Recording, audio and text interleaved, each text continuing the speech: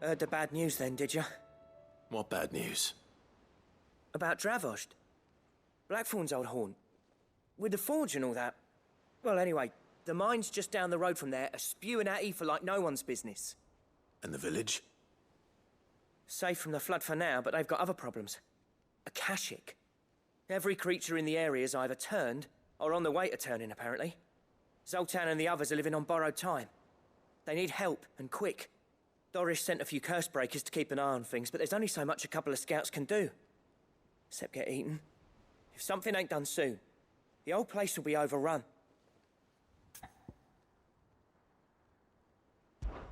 I won't let that happen.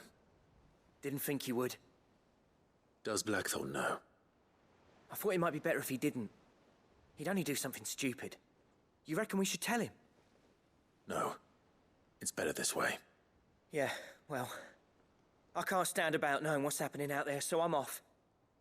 I'll see you in Dravost.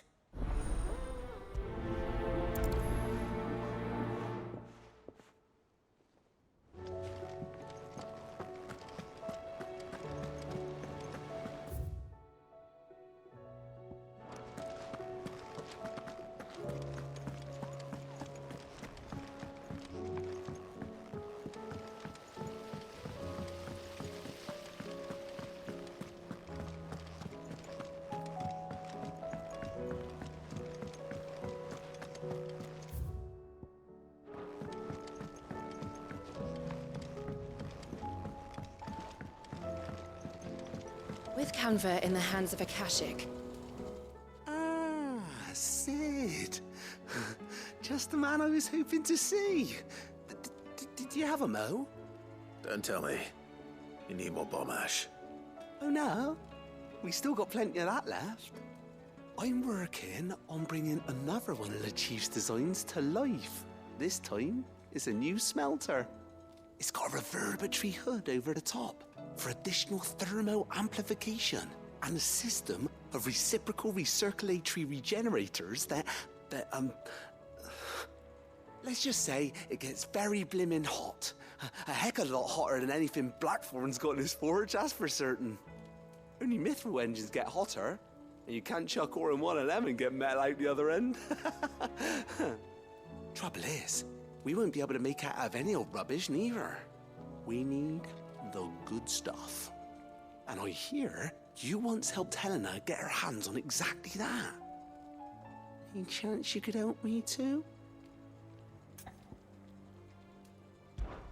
If it's for the good of the hideaway, I'd be happy to. Oh, it is. I promise you. So, what exactly is this good stuff you need me to find? We've got a couple of examples here. Spherical echoes, we call them.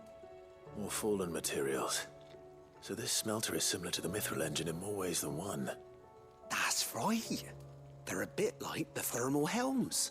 Fallen ceramics deal with heat like nothing else, see?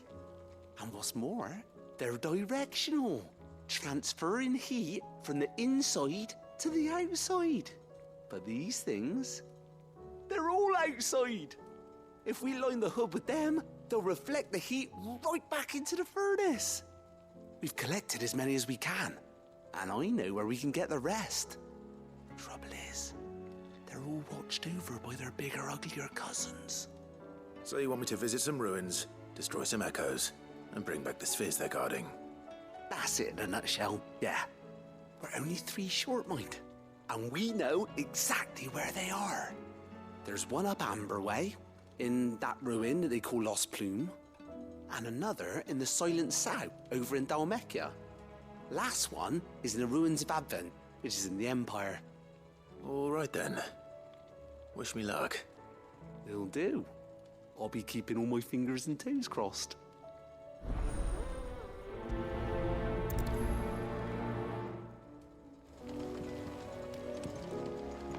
How was she?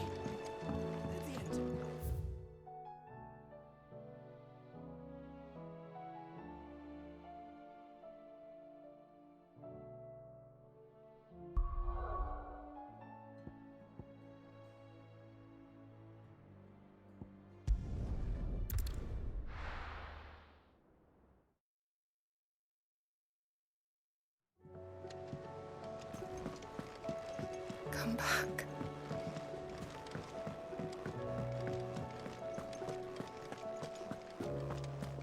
The stew's awfully thin these days.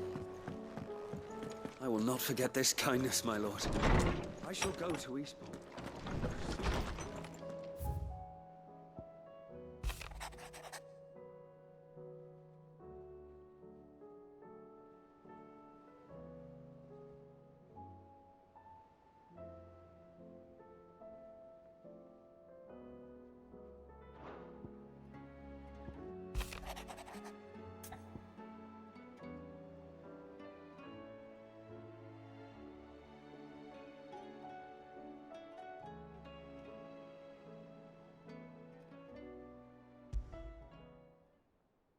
There's no way of knowing if Doris will confide in me, but I can speak to her at least.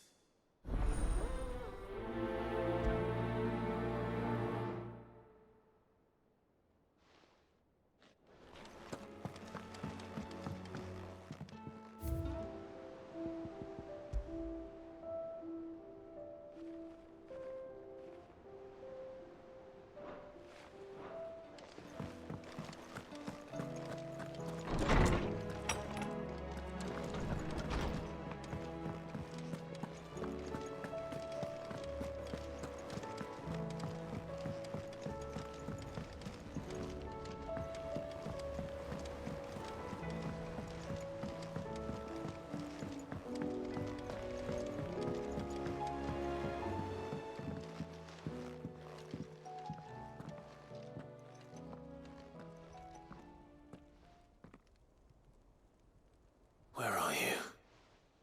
Can I help you, Sid? I'm looking for Doris. Is she here? I'm afraid not. She's at Martha's Rest on a job. My job, actually. When she heard what the mission was, she insisted on going herself. Alone. Did she?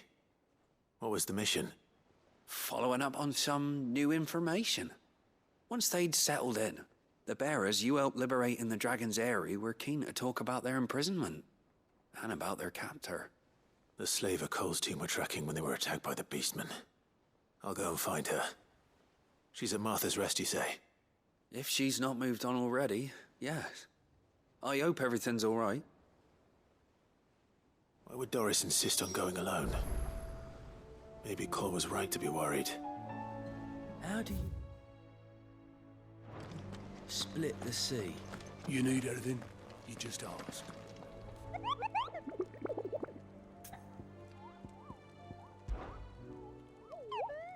Through Orcish.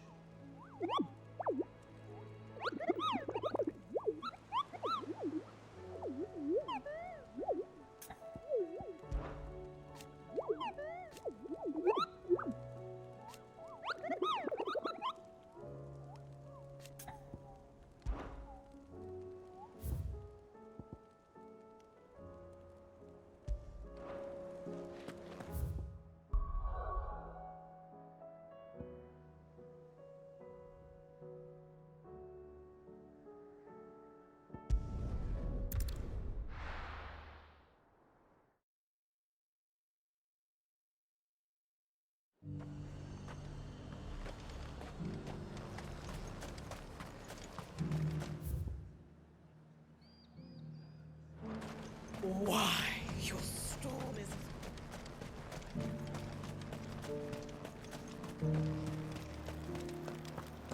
But there were ghosts at the gates not days ago.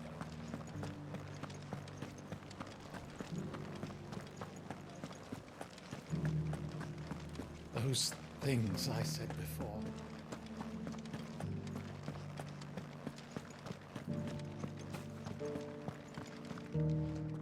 Oh, Clive. What am I to do? My wards and I may soon be without a home. What's happened? The High Cardinal has descended from his lofty throne and taken up residence here in Northreach. The High Cardinal? Leader of the Council of Elders.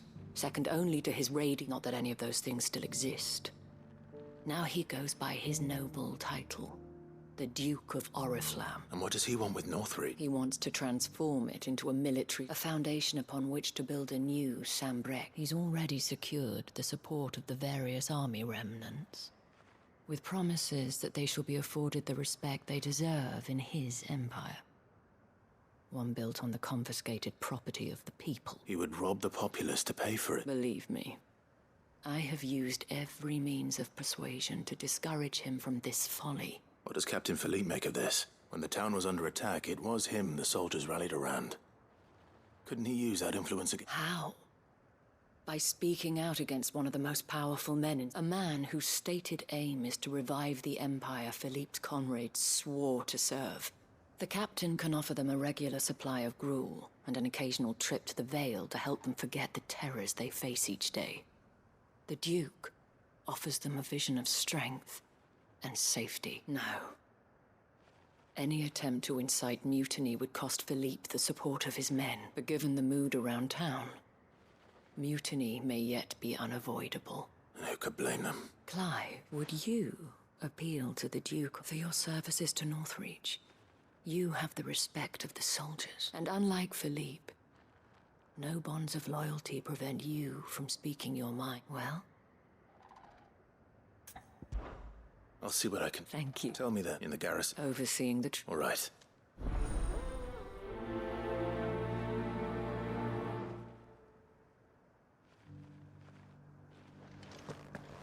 I may have met this Duke before. At the Remembrance ceremony. Let's hope I didn't make a strong impression.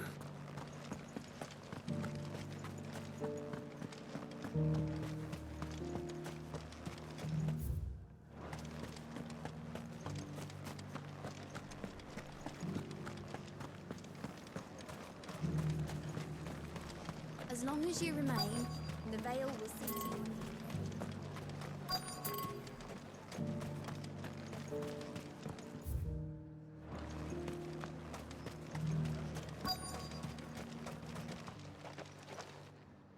Halt! Oh, sorry about that. You're the dame's man, aren't you? You got some business with the captain? No, actually. With the Duke. I was hoping I might be able to speak with him. We're under orders not to let any civilians pass. But you should be all right. His Eminence has heard all about you and your heroics. Wait here. I'll go and ask.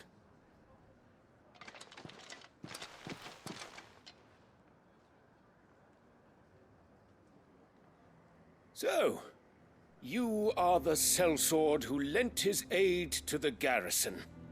The Empire owes you a debt, and I shall see it repaid. But tell me, is it wealth that you seek, or favor? Neither, Your Eminence. I thought only to inquire about your plan to turn Northreach into a stronghold. Ah, I see. You are worried the expanded garrison will render your services redundant.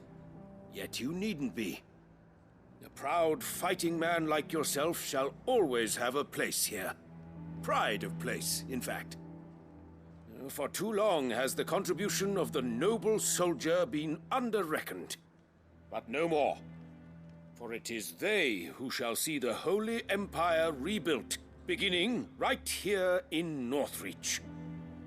Why here, Your Eminence? The town has been fortunate enough to escape largely unscathed from the recent troubles. Her defenses are sound, and her garrison well prepared. Which is more than can be said for Oriflamme or Twinside. The Empire wants for a capital, and I believe Northreach to be the perfect place. With Caer Norvent as her citadel. Once we have seen to the refortification of both the town and the castle, we need only build a wall around both to create a city that would be the envy of the twins. Plans are already underway for the construction. Soon enough, these thralls shall learn that they are no match for the might of Sanbreque. I fear you underestimate how dangerous these creatures are, Your Eminence. Should they return in force, you will need all the people of Northreach to come together in defense of the town.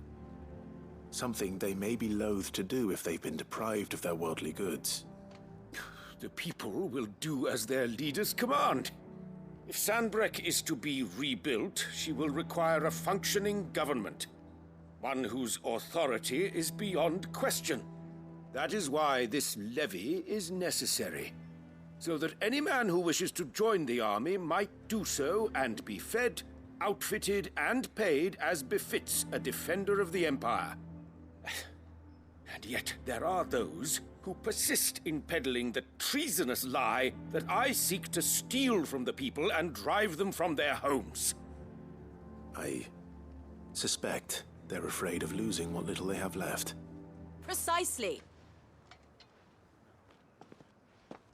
The common folk have little and less, and you mean to deprive them of even that.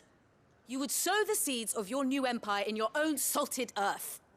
Sabine, we have discussed this. Yes, and I told you then how putting the empire before her citizens would lead only to revolt. Without an empire, there are no citizens. And in yours, there will be only beggars. Is that what Griga wills for her people? Do not take her name in vain, Sabine. I'll come back later. A citizens' revolt. I wonder what the people really think of the Duke's plan. It wouldn't hurt to ask them, I suppose. Let's begin with those on the other side of the wall.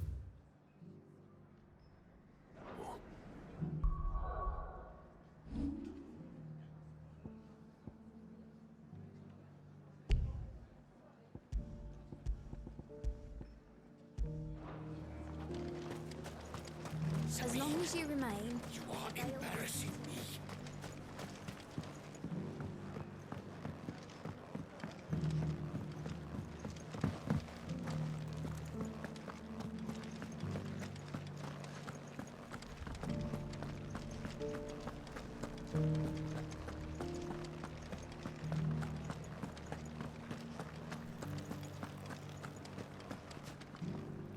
All right there. What is it you're after, sir? Just your opinion, actually. I wondered what you thought of the Duke of Oriflamme. Oh, him. Not much. None of us traders do. It's thanks to nobles like him that we had to set up shop this side of the wall in the first place. Couldn't have the rabble getting any closer to the holy capital, could they? And now he's trying to drive us out completely, threatening to take everything we got from us if we don't clear off. If the dame said she wanted him run out of town, I'll be straight through that checkpoint, tar bucket in hand.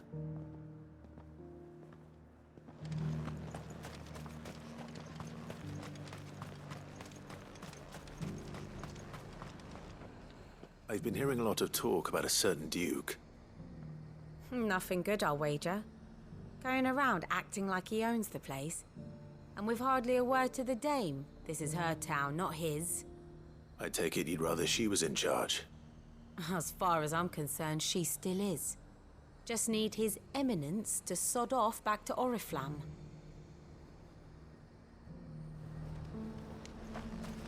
Why? Your stall is...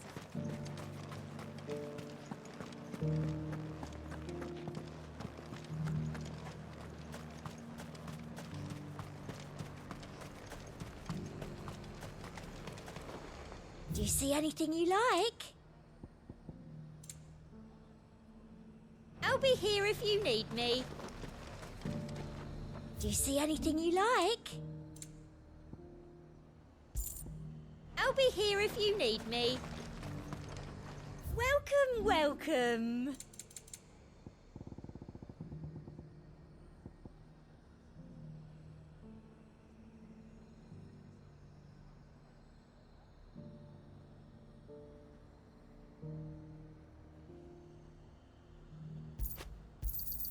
I doubt you'll get more than that in the capital.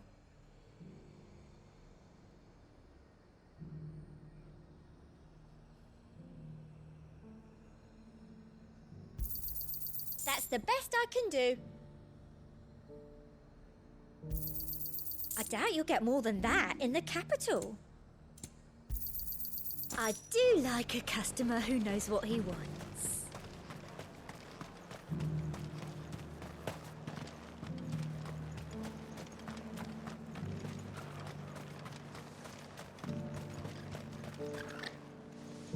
A question, if you don't mind.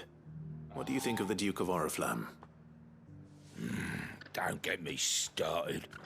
You build a life for yourself somewhere, earning for some noble to turn up and tell you you've got to hand it all over to him. If he thinks his name and his chains give him the right to empty our purses, he's in for a rude awakening. We'll do whatever it takes to keep what's ours. Whatever it takes. Well, the people seem united enough. What about the soldiers?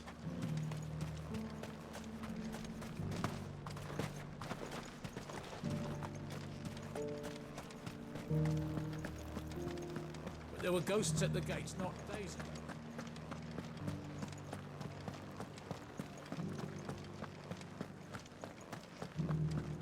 Those things I said before. Excuse me, do you have a moment? I wondered if you'd mind sharing your thoughts on the Duke of Oriflamme. Well, he's made a lot of enemies coming in the way he did. But I mean, look around us. You can see the state the realm's in. The traders might not like having the screws put on them, but if they volunteered a few more of their hard-earned gil before things got bad, maybe they wouldn't have to. I think the Duke's got a point when he says rebuilding the Empire's the best way of making sure we're all protected. And if that means people who don't know one end of a sword from another have to make way for those who do, well, that's just how it goes.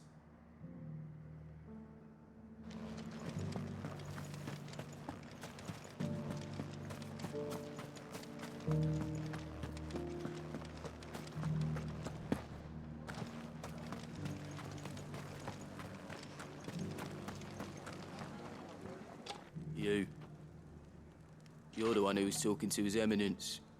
On the Dame's behalf, yes. I was trying to persuade him not to take the people's goodwill for granted, but it seems my words fell on deaf ears. What do you think of his plans? I'm a soldier, mate. He tells me what to do, not the other way round. Listen, I've got nothing but respect for the Dame, but I've got a family to look after. That's where my loyalties lie, not with the town or the Empire, but with my wife and children. If the Duke can get us the men and the equipment we need to fight off those blue-skinned bastards, I don't care how he does it. I left everything. As long as you remain, the veil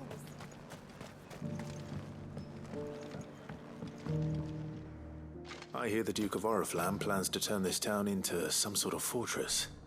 Do you think that's a good idea? It's not for me to say.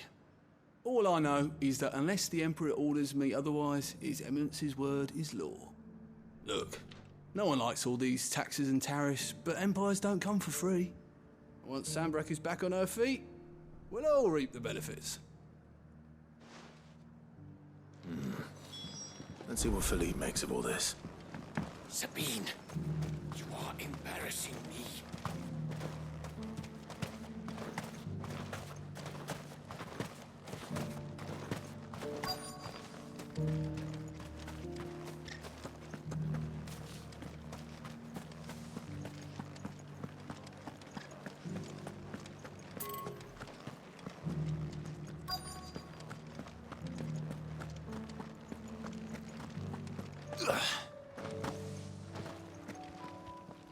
Captain, do you have a moment? For you? Certainly. Clive, wasn't it? Thank you for last time. How can I help you? I wanted to ask you about the Duke of Oriflamme. Do you intend to go along with his plan? But to tell you the truth, I'm in two minds.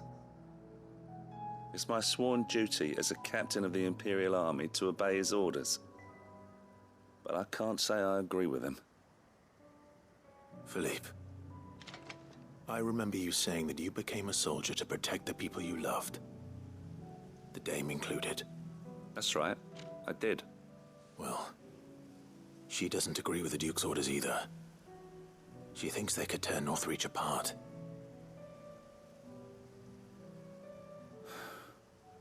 And she's probably right. Thank you, Clive. I know what I need to do now. Protecting the people I love is what matters. Doesn't matter how. Well, duty calls, so I better go. Thanks again.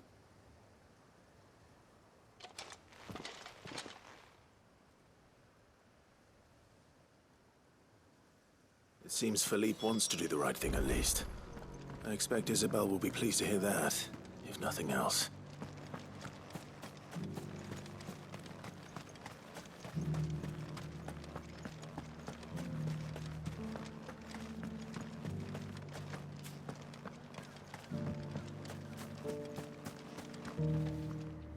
Ah, Clive, were you able to speak with the Duke? I was.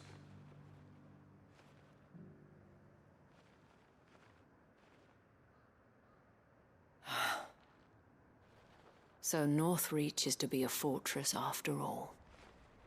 Well, it will certainly help to hold back the thralls. There's no denying that. Though I doubt it will come as much consolation to the townspeople whose worldly goods are confiscated to pay for it.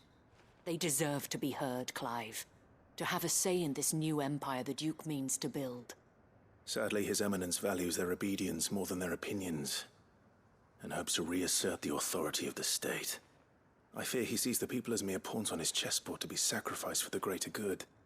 Needless to say, they themselves are of a different opinion, and would rather their destinies were in your hands. The soldiers, meanwhile, are content to follow their orders. And not just because of the Duke's rank, but because of his vision. I thought as much. Had I sworn to protect Sambrack, I dare say I too would want nothing more than to see it rise from the ashes. Thank you for trying. But the battle is lost. I don't know about that.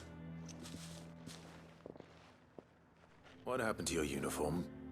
I handed it in, along with my resignation. Told the lads I wished them well, but that I owe it to those I love to call it a day. But why? Because I realize what really matters to me. Not following some nobleman's orders for the sake of it, but protecting what I care about. Protecting Northreach. I honestly don't know when those monsters will return, but I'm certain they're not finished with us yet. And when they do come back, we need to be ready for them. We need to stand together, all of us. And with you to lead us, milady, I reckon we can do it. It was you who finally convinced me, Clive.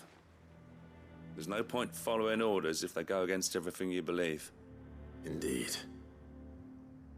All of us, standing together.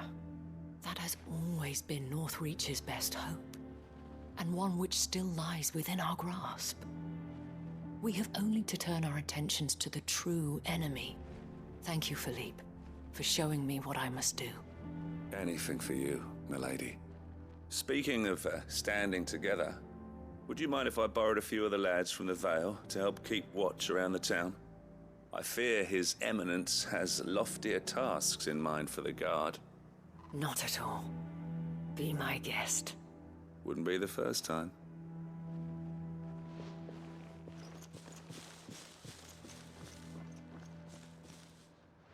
There may be hope for Northreach yet. Especially with men like you and Philippe to champion our cause. I, for my part, shall continue to work upon the Duke, in the stubborn belief that I might still tempt him into joining hands. But I suspect I shall have to call upon your aid again. Until then, Clive. Until then.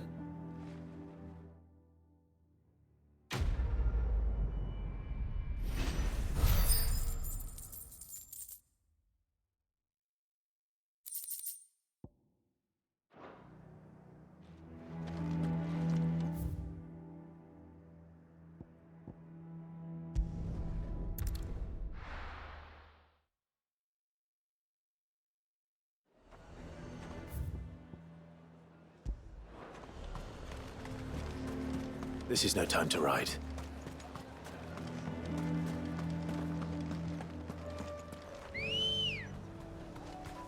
Ready, girl? Yeah!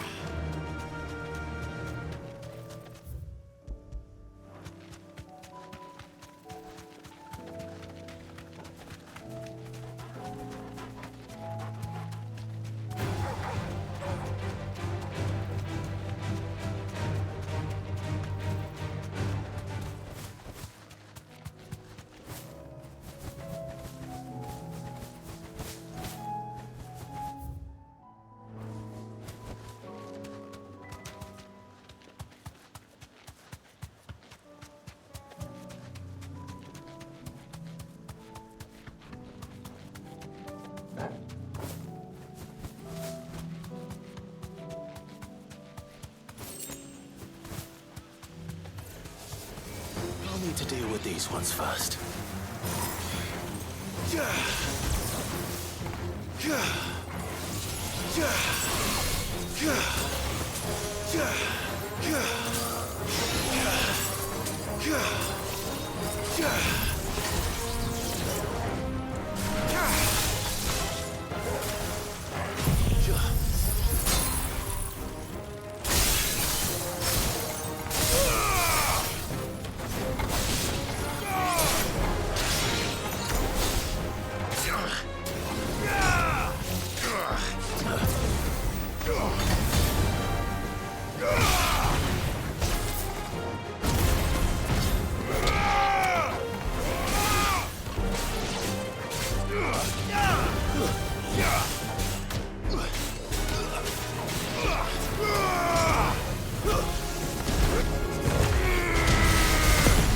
There's a good boy.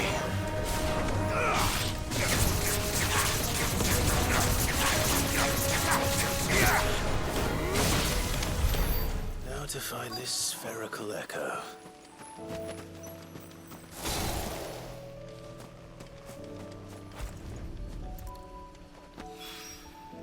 This is it. Right then. Just two more to find.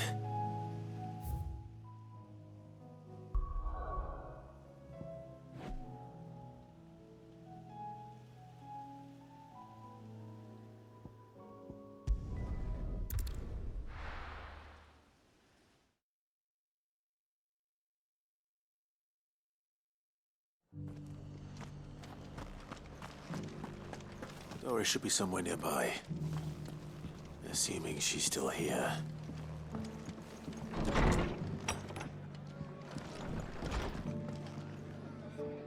Ah, Clive. I was just about to send for you. I'd like you to take something to Sir Wade up in Eastpool. Seeds for planting. Thought it was about time they started growing their own food. I'll keep providing them with whatever they need in the meantime, of course. But if Eastpool's going to survive, it's got to be able to fend for itself. As have those poor bearers. They've lived their whole lives in servitude, but now they're their own masters. Small wonder they ain't got the foggiest how to provide for themselves. So it's up to us to teach them. And if you're wondering why you, well, the wagoneers taking supplies up that way have been coming back with more and more reports of Akashic around the village of late. Sir Wade's putting a brave face on it, but I think even he's starting to worry. And if he's likely to share those concerns with anyone, it's you. All right. Thanks. Wouldn't ask if I didn't have to. There. That should be enough to keep him in Gazal Greens for a few years at least. Gazal Greens. Not the most mouth-watering crop, I'll admit. But they're hardy, they grow fast, and they fill a hole. Better that than something that'll wither away at first frost. And chocobos love 'em too, which is no small thing. When I say all of us need to pull together to get Eastpool back on its feet, I mean all of us. They ain't exactly succulent, but cook 'em right and they're just about bearable. I'll take your word for it. Anyway, Sir Wade'll know what to do with them. And if he don't, well, I'll go up there and show him myself. I'm sure you will.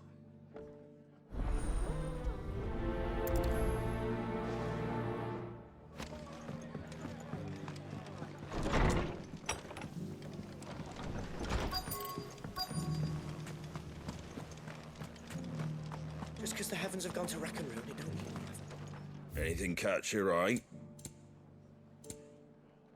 Not sure you could carry that.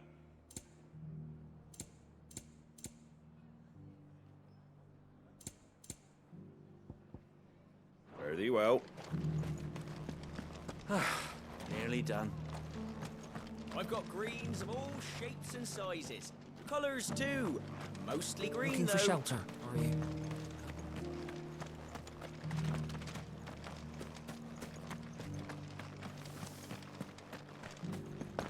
It doesn't still hurt, does it? The people of the rest may seem to be in high spirits. I give them a little wine.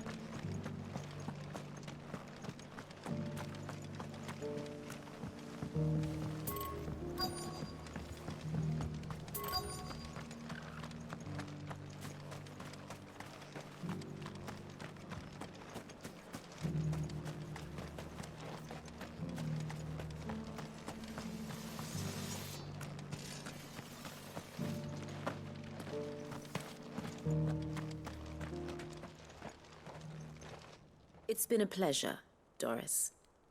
Just like old times. I'll give your offer some thought, my lady.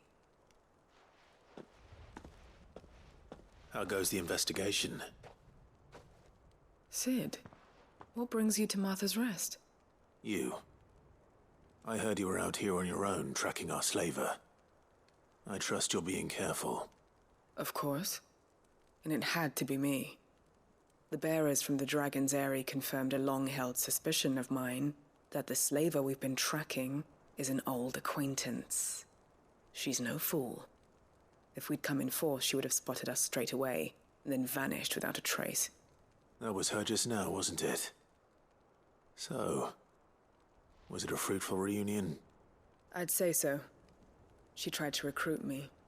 Seems her time in Rosaria is coming to an end. She's abducted bearers from across the region and is looking to smuggle them back into Sambrec. After her brush with those beastmen on the road to Northreach, she hired herself an Imperial escort, which she wants me to join. She's dangerous, Sid, but I think I can stop her. Then I'm going with you. I'll take care of the escort. You can see the bearers to safety. Where are they? The Baum Archers, soon to break camp. You go on ahead. I'll follow once I've sent word back to the hideaway.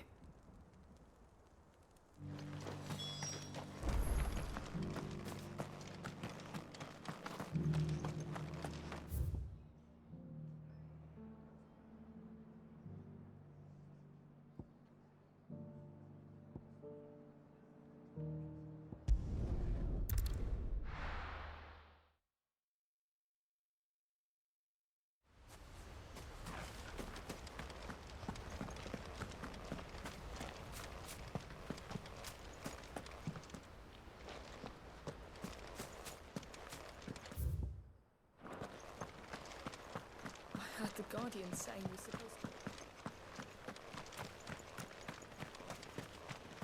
Ah, Lord Rossfield. What brings you to Eastpool? A delivery from Martha.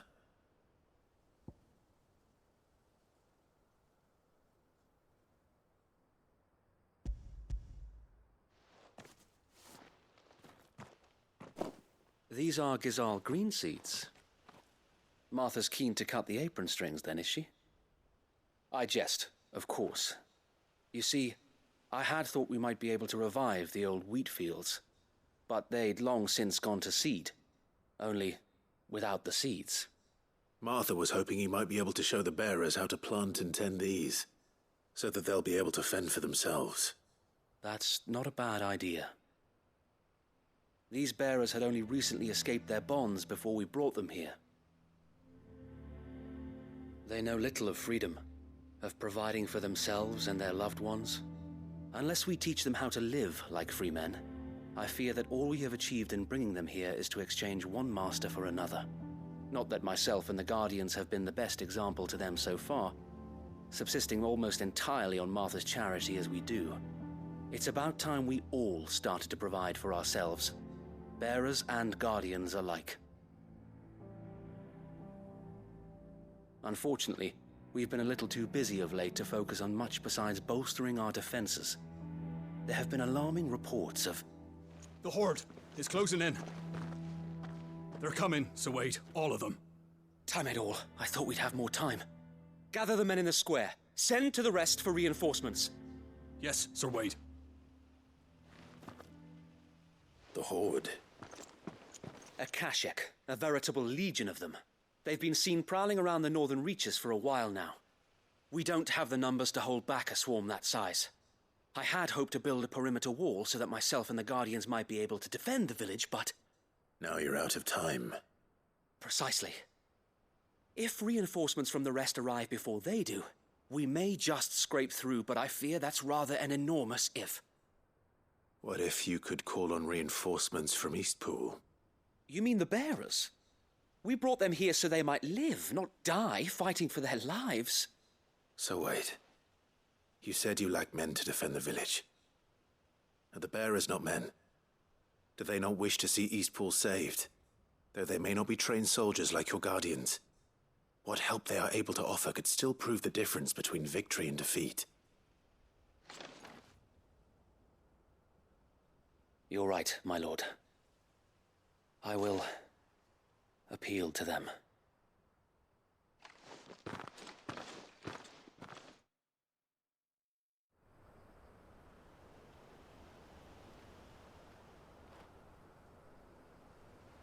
My friends, I humbly beg your aid. We Guardians are few and our enemies many. But I swear we can defeat them with you at our side. You would send us to the slaughter. To serve as bait for those fiends so that you and your men might be spared. And to think we trusted you. Say what you will. A home is not worth dying for.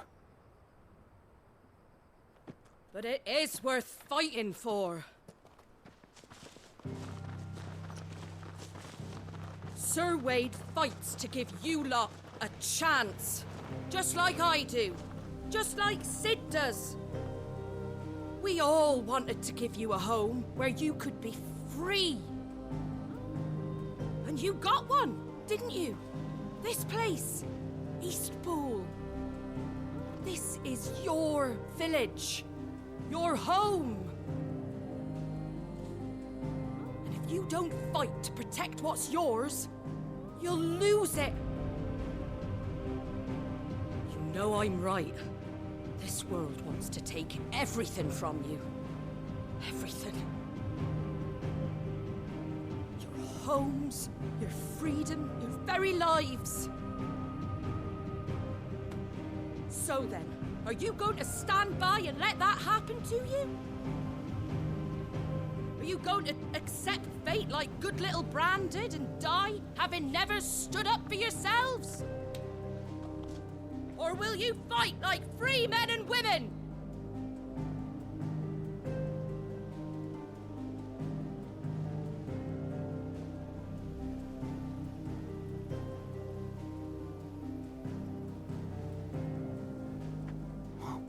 What are you doing? All right. Give me a sword. I never dreamt I'd have a home of my own. And now that I have, I don't want to lose it. I will protect what's mine, or die trying. We all will. Free men and women, fighting together.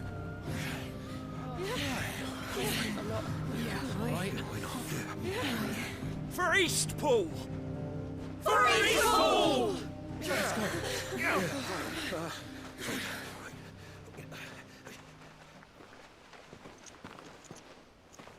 Thank you, Martha. Don't mention it. Just promise me one thing. That you'll show them how freeborn fight. Gladly.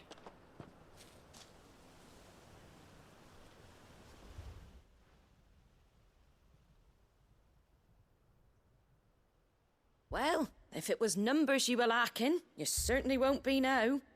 Thanks to you. Me? Oh, I just love the sound of my own voice. Lord Rossfield, my lady, we're ready. So what's the plan of action? We'll divide our forces into several small detachments, each made up of guardians, bearers, and guards from the rest. These will position themselves at strategic points around the village. Upon engaging with the Akashic, each detachment will keep the creatures occupied as best they can, steadily retreating all the while. You're going to lure them into the village? I am. We will have neither the time nor the resources to treat the wounded, so injuries must be avoided at all costs. Instead, we will focus purely on defense at first. By coordinating our withdrawal through the use of messengers drawn from among the bearers, we will aim to have the swarm converge at a point of our choosing. With luck, that point will be the village square, the perfect place for our most able warriors to surround them and fall upon them, and for you and I to finish them off. A sound plan, but one that'll require a leader with a cool head and strong nerves to coordinate the retreat. I'd say you have both in abundance, Wade, but you'll be needed. Please, leave the last of the fighting to me. Ha! and let you have all the glory? Sir Wade! They're here! Then you know what you must do. We work together, everyone playing their part, each shielding the other that no man might fall, that Eastpool might live on. For Rosaria! For Rosaria! We've no time to argue, my lord.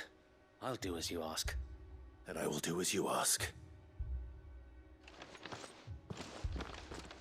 Suppose we'd better do our bit too then, eh? Right you are, Martha.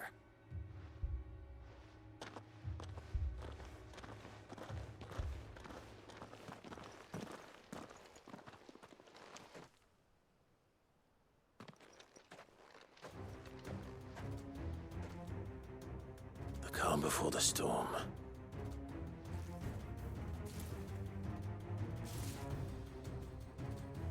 And here it comes. I will not let this village fall. It's over!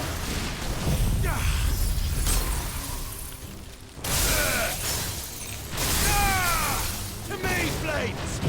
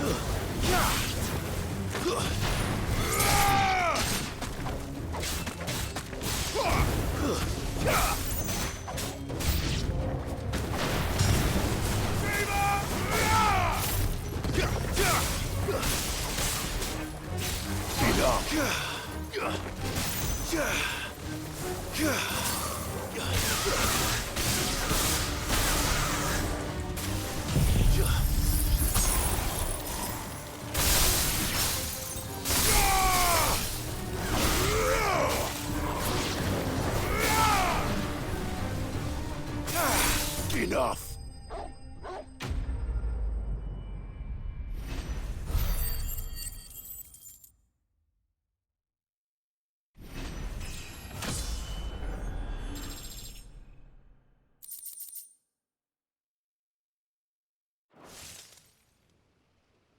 Looks like that's the last of them. Lord Rossfield! Change of plan! What is it? Owl from the rest. An Akashic curl's been sighted on Rhiannon's ride and is headed in their direction. Well, the better half of her guard is here.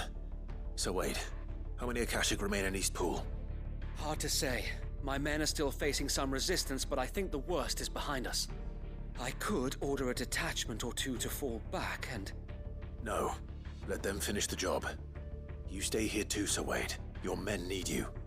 I'll go after the Curl. Join me only when Eastpool is won. If you're sure, my lord. May the Founder protect you.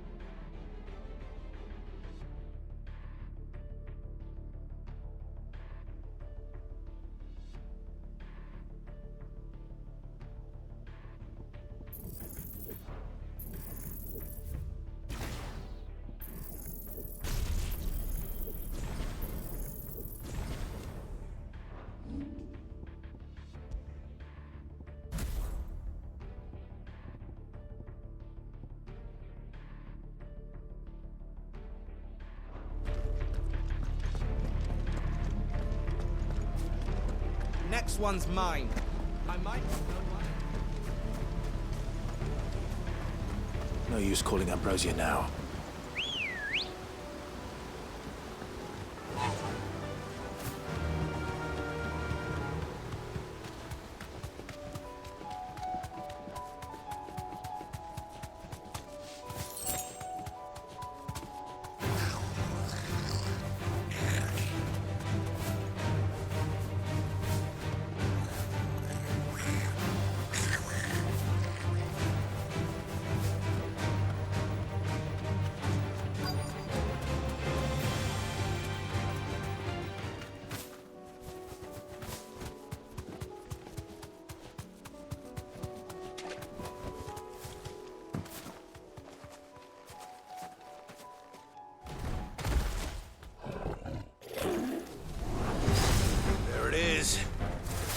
With me, Toggle.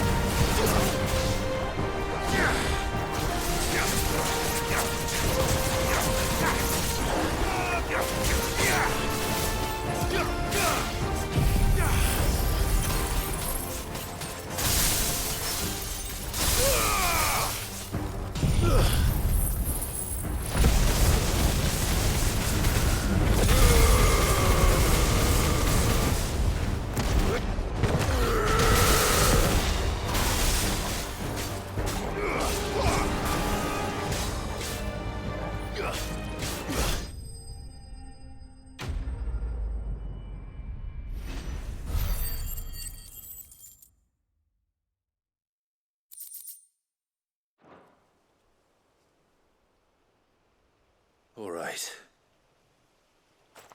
Back to Eastpool.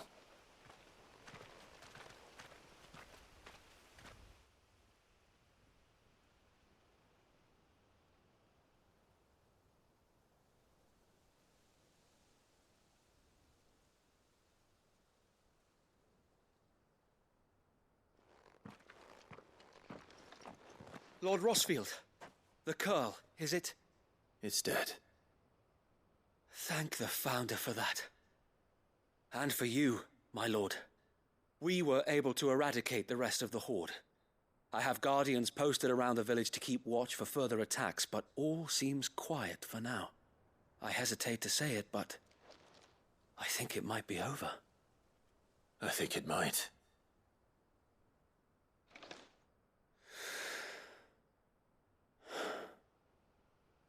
We did it. We saved Eastpool. Thank you, my friends. Thank you. No, Sir Wade. It's us who should be thanking you. You brought us together. Showed us what it means to fight for what you hold dear. We never had nothing to call our own before. We didn't know what it meant to protect it, but now we do. We really do. Forgive us, Sir Wade. You and your people saved us, and still we doubted you. But there's no doubt in my mind anymore. We're free men now, so we have to start acting like it. We have to fight to protect what's ours, to protect Eastpool. And we shall. We all shall. Together. This is our home. And if anyone or anything tries to take it away, they'll have us to answer to. Come on then. Let's get to work. This village isn't gonna rebuild itself.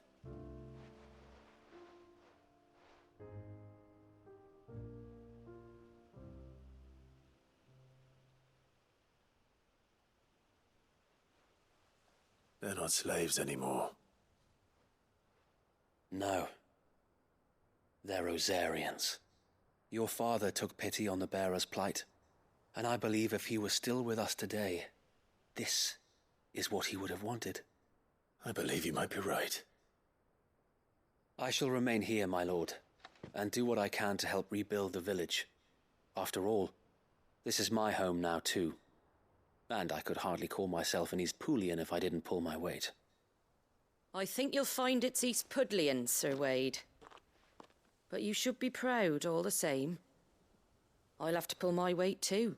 Can't have the rest getting outclassed. Speaking of which, I ought to be getting back. Can we continue to count on your support, Martha? Of course, and I'll be counting on yours too. Us Rosarians have got to stick together, haven't we? Indeed we have. And Clive, come by the Golden Stables when you get the chance. I ain't paid you for delivering them seeds yet. All right. I will.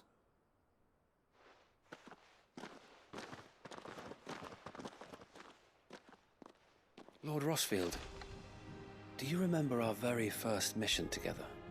Clearing the goblins from the Stillwind Marshes? How could I forget?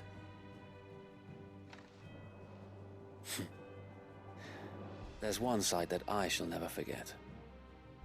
You, facing off against that giant Morble. Not a trace of fear on your face. Since that day, there have been more than a few times when I felt like giving up. When the odds seemed so stacked in the enemy's favor, I thought I may as well just lay down my sword and surrender. But every time I would think back to the look in your eyes that day and remember what it means to be a shield. Know that whatever trials Eastpool may face, I shall never lose courage. Thanks to you. So Wade, you have always been a true shield. I know that Eastpool, and indeed all of Rosaria, will be safe in your hands. Thank you, my lord. I know the rest of the world will be safe in yours. I'll do my best.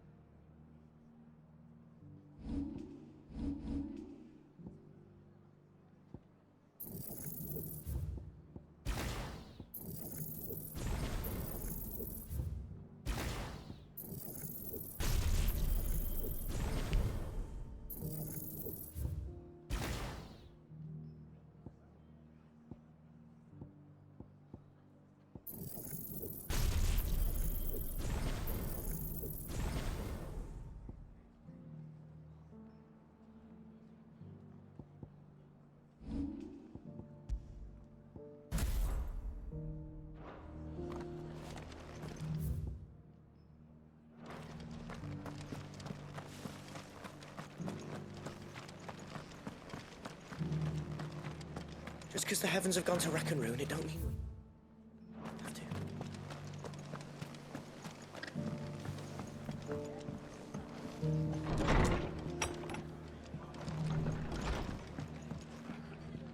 The hero returns. It's lucky you came by when you did, eh? Not only did my seeds get delivered, but you went and saved Eastpool and all. I just did what I could. And it's only right that you get rewarded for it. Take it before I change my mind. Thank you, Martha. So, Eastpool's finally back on its feet again. And a home to free bearers. Who'd have thought we'd see the day, eh? Well, it was your idea. I know that, but I never stopped to think what it would mean. Bearers in charge of themselves, thinking for themselves, working for themselves. Like your hideaway, but not even hidden away. Though I suppose the rest ain't much different nowadays. You know, bearers living free like that reminds me of when I first met Sid. Loath as I am to recall that particular day. I take it you didn't always see eye to eye. What happened? Well, if you really want to know, I started doing what I do long before I met Sid. In fact, that's how I met him. Or at least how he came to meet me. He showed up at the stables one day, asking questions about who'd been buying up bearers. Founder knows what he thought I was doing with them. Running a hunt, poking around in their innards. Something awful anyway. Me, I thought he was a new constable. Thought the game was up. But somehow we both managed to work out what each other was about. And before I knew it, the cheeky arse was rattling on at me about how I was doing it all wrong. After all my hard work.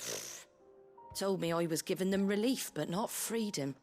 That my bearers were still dying as slaves. Got right under my skin, it did.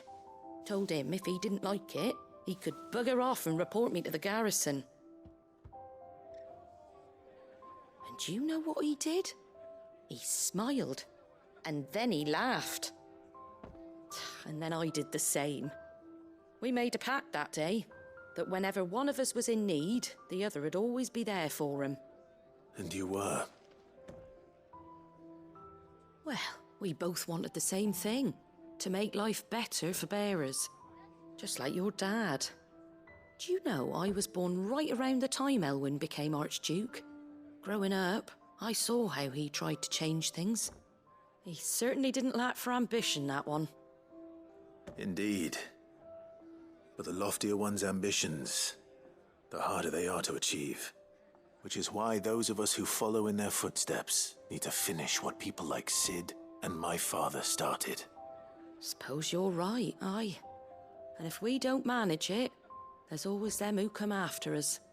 Good thing we've got a few half-decent sorts waiting in the wings, eh? It's almost enough to give you a little bit of hope. Just a little. Anyway, enough nattering. Better get back to work. Let's see about making everyone some dinner, shall we? The least the folks who saved Eastpool deserve is a hot meal. And you and me ain't gonna save the world on an empty stomach neither.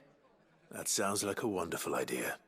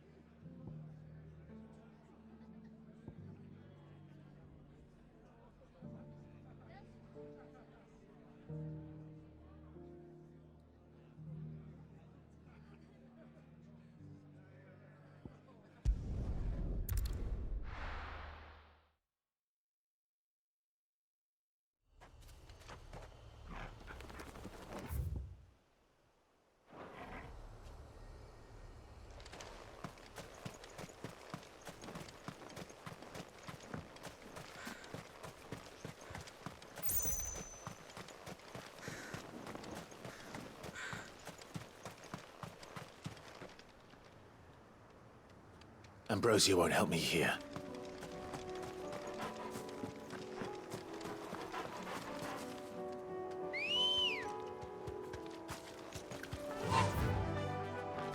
Fly, Ambrosia!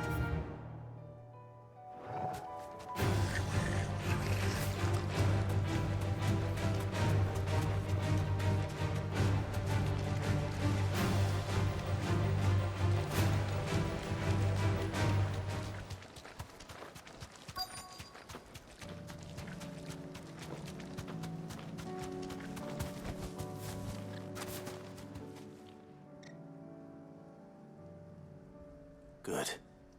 They haven't broken camp yet. How did Doris come to know a slaver, I wonder?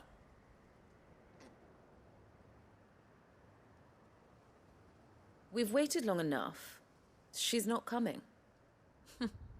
Ready the bearers. We're leaving. Back to civilization, is it, Mom? With all haste, lest any of you lackwits start talking like these feckless bumpkins. I presume your men are ready. We've suffered too many delays as it is. Any more, and I'll be docking your pay. Yes, Mom. Oh, but before you go, it appears we have company. Kill him. You're welcome to try.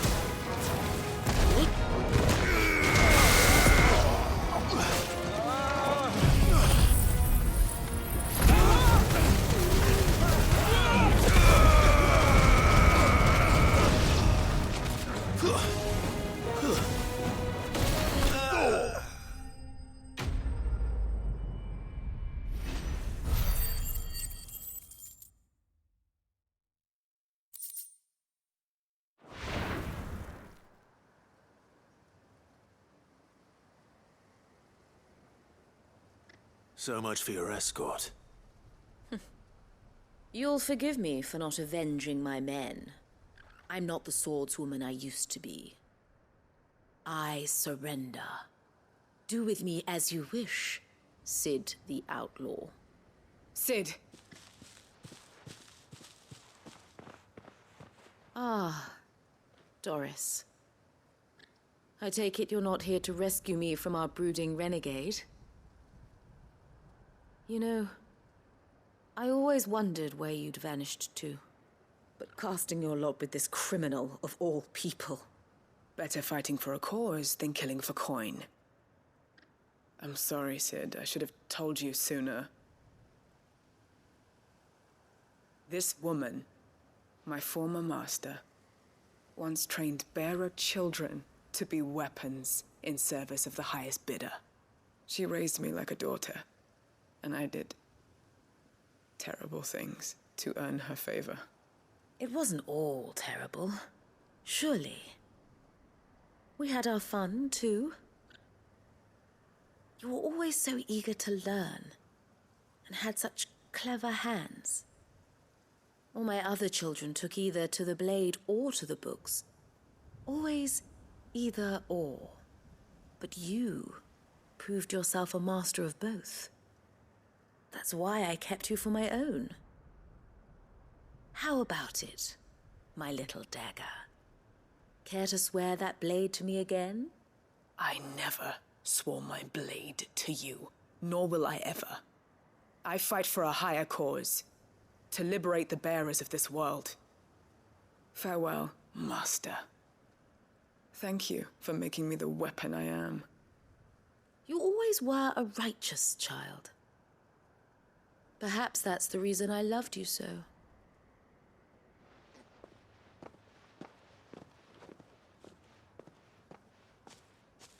What do you want to do with her?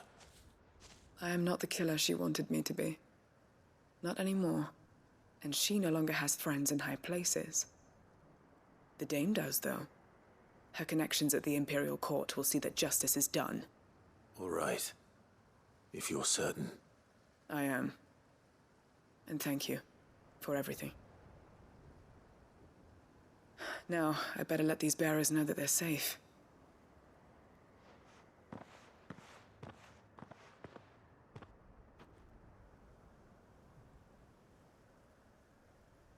Then I should head back to the hideaway and put Cole's mind at ease.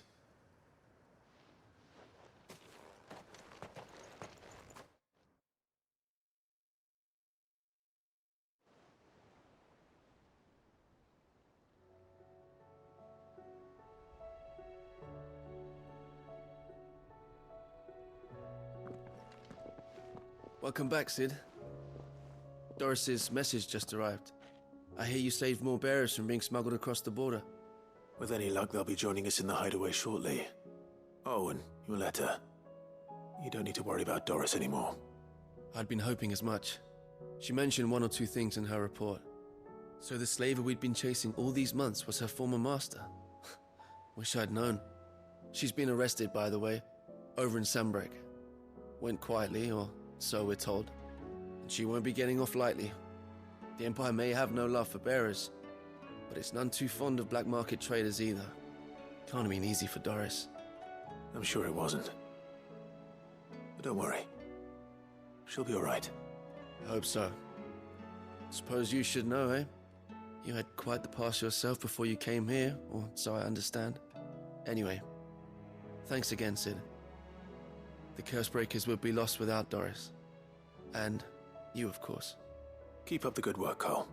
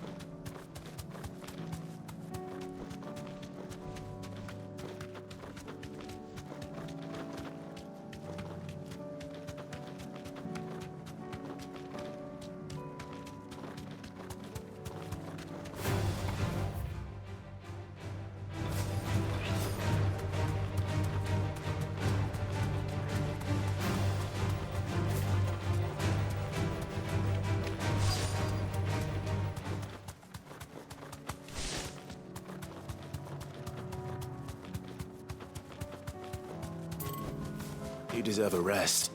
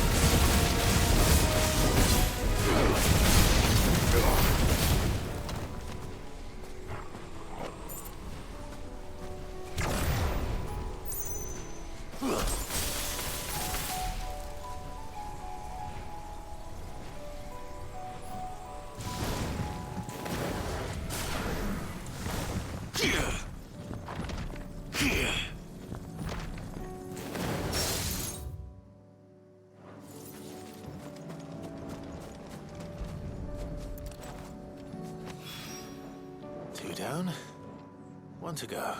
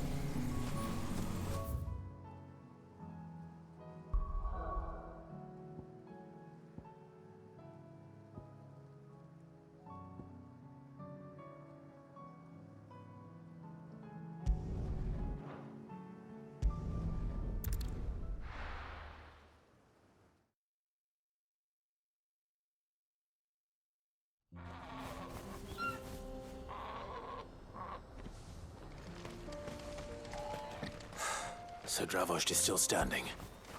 For now, at least. If you can swing a hammer, you...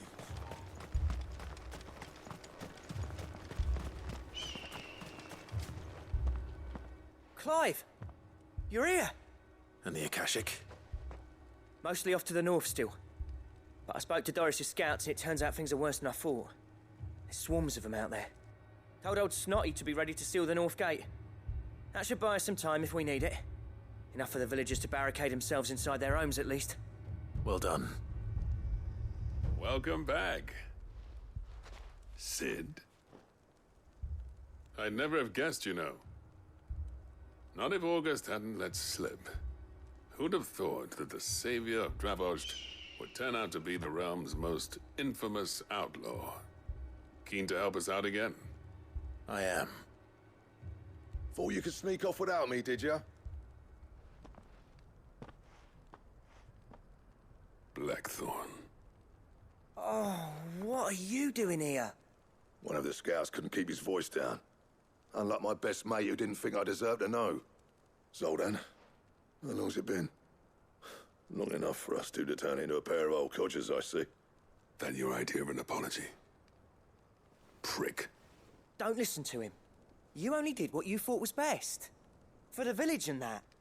I did, yeah. But that ain't the whole of it. Vulcan, our master, didn't leave the chiefdom to the two of us. He left it to me. The best blacksmith in Dravost, barring himself, of course. Bloody stupid tradition, in my opinion. If someone's got talent, you should let them practice their craft, not ask them to settle petty feuds and barter for grain. Our master wasted half his life that way. I wasn't about to let that happen to me. So you wasted half of mine instead? You're what Dravost needed. Under me and my precious ideals, this place wouldn't have lasted a year.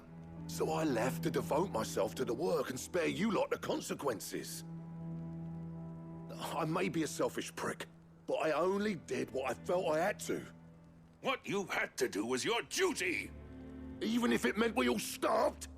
Enough. This is no time for bickering. You can finish beating each other up once Dravozd is safe. Fine. I've said my piece anyway. Yeah, so have I. Sorry, Clive. I shouldn't have stuck my nose in. We're short enough on time as it is. Still, give us a mo, would you? I need to get my head straight before any of them Akashic try to bite it off.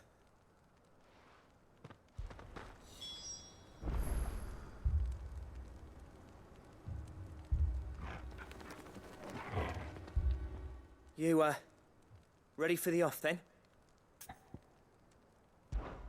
We can't afford to waste any more time.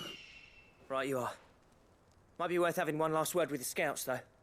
Don't want any nasty surprises, do we?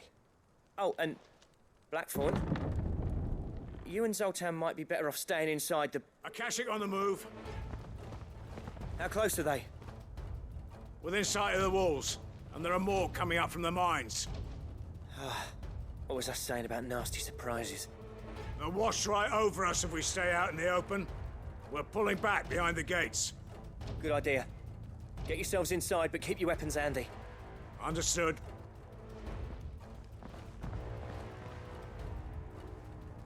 I'm prepared to fight if I have to. Well, let's hope you don't. That's our job. Once the scouts are inside, order your men to barricade the gates. No heroic last stands, you hear me? No fighting at all if you can help it. August's right. I've seen what Akashic beasts can do to armor. The people here are tough and willing, but they ain't equipped to face what's coming. I'm going out there. Start work on the gate as soon as I've left. I'll give you as much time as I can. And if they kill you? You evacuate. But it won't come to that.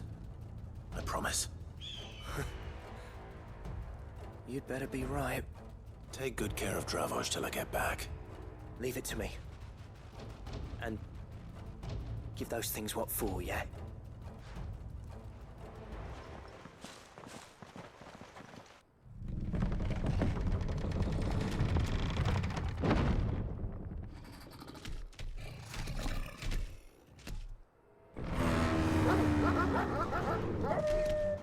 All right.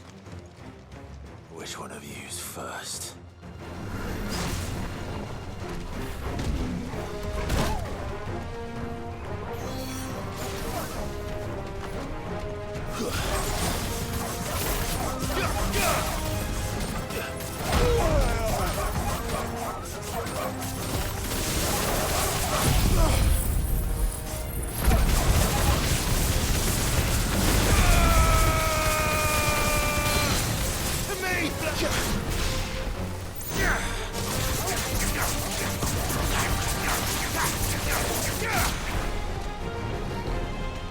Nice try.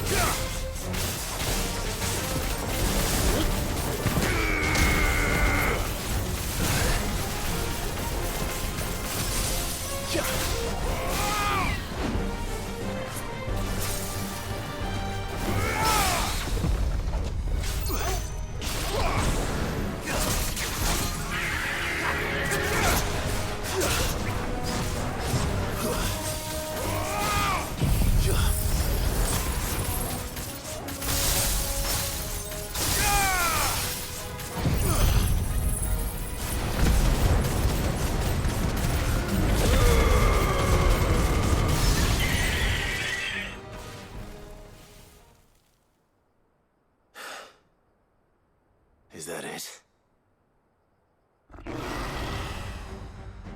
Apparently not.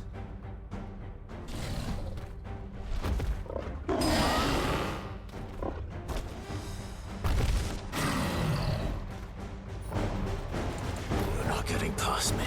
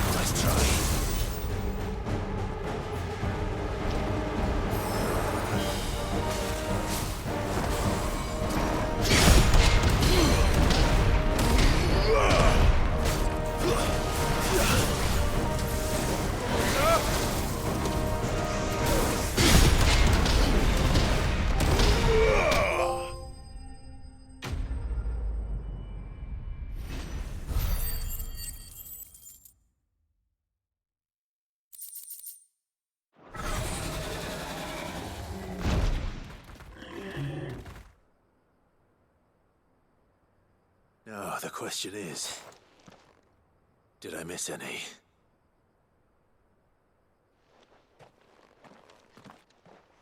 Man alive! You stood in one piece! I slew as many as I could. As many as I could, he says. The old bleeding lot, more like it. Well, almost. Only almost. Yeah, one or two did try to sneak over the wall. But we got the bastards, don't you worry. Good.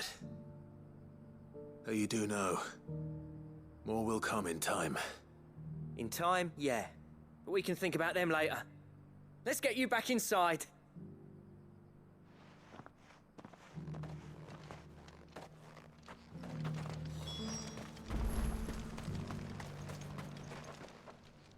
Sid! You're even more fearsome than your reputation. Enough to give those Akashic monsters nightmares. I almost felt sorry for the wretched things. But mostly, I felt grateful. Dravoged won't forget what you did today.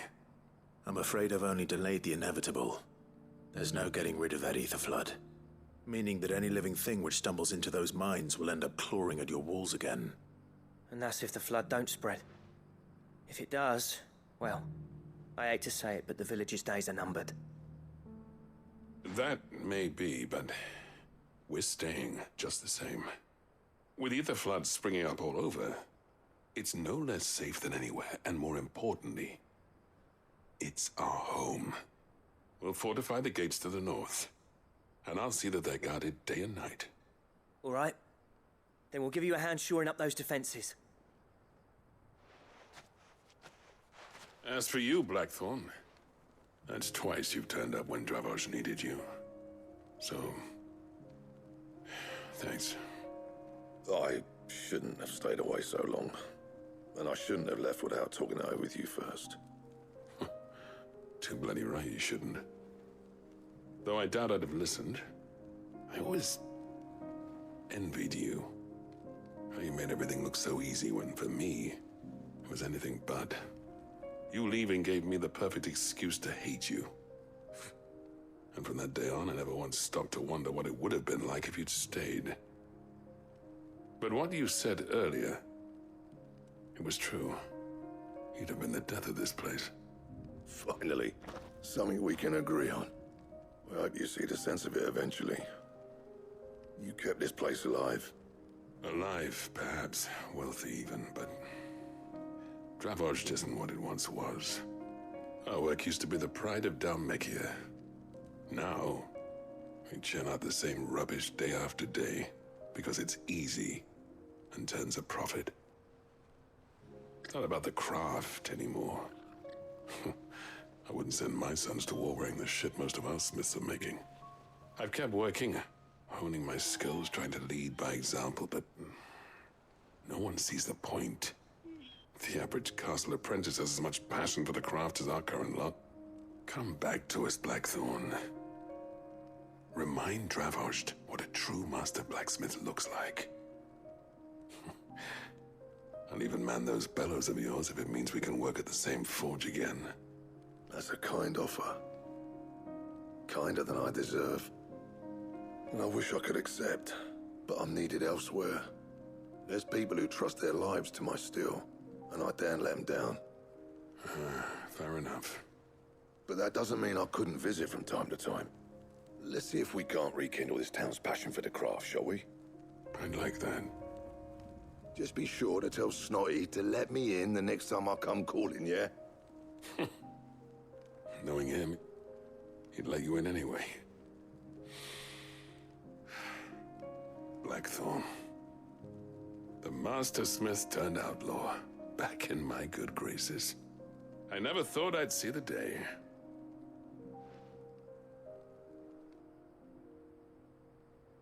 I'd say that went pretty well, wouldn't you? Even better than I'd hoped. Sid, I've got something for you.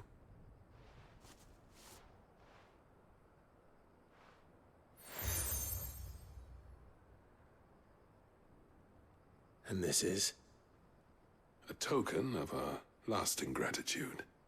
But I'm of a mind to make you a far grander gift. Designs for a certain sword have been passed down from chief to chief for generations. Now hold on, Zoltan. There's a reason no one's made that blade in centuries. There's not been a craftsman equal to the task. I'll admit your cinders make impressive steel, and I've learned to hone an edge Odin will be proud of. But the engravings on that thing are enough to make a jeweler cry. And they're not just for show, either. Have you forgotten what brought you back to Dravozd in the first place? A certain ring? I knew I'd never surpass you with a hammer and tongs. So I turned my hand to a different kind of metalwork. Between the two of us, I'd say we're the equal of any master craftsman ever to have graced a forge.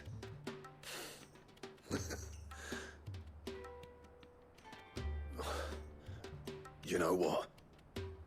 I think you might be right. Clive, you wouldn't mind if Zoltan came back to the hideaway, would you? He's more than welcome, as long as he can keep our secret. Right. Zoltan, get your tools. We've got a legend to forge. With a little help from Blackthorn, I don't see why we can't. I'll tell you what, Clive. If we pull this off, it will ruin every other sword.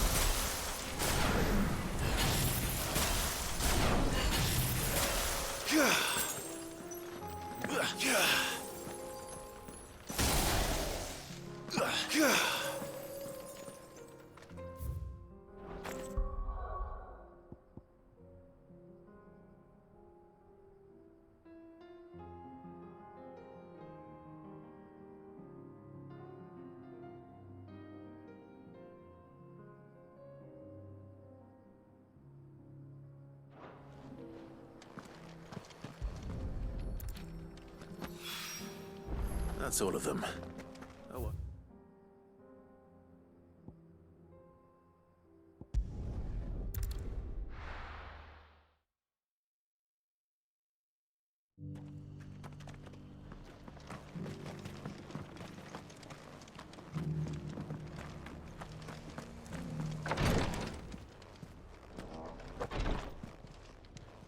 Lord Rosfield, is there aught the Undying might assist you with this day? Perhaps. My brother said that your order was helping him with his quest to uncover Ultima's origins.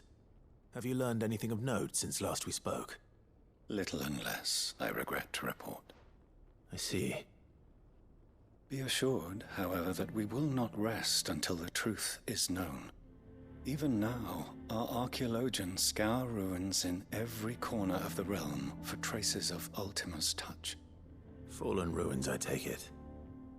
Dating back as far as Phoenix Gate. Indeed. Ultima's thralls are oft sighted among the remnants of the fallen civilization, as if protecting the secrets concealed within. Secrets we'd see unearthed. Should our methods be of interest, my lord, mayhap it would please you to observe some of our number at work. Would that be possible? Of course. A survey is being conducted not far from here. Perchance you are familiar with Kretov, a small hamlet built around a fallen airship.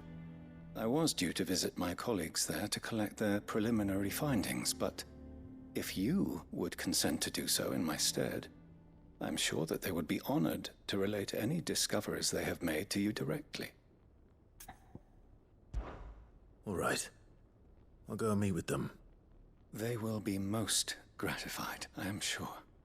Might I suggest you take the road through Titan's Wake? It will lead you straight to the village after but a short walk. Thank you. I will. I wish you a safe journey, my lord. May the Firebird's flames burn ever in your heart.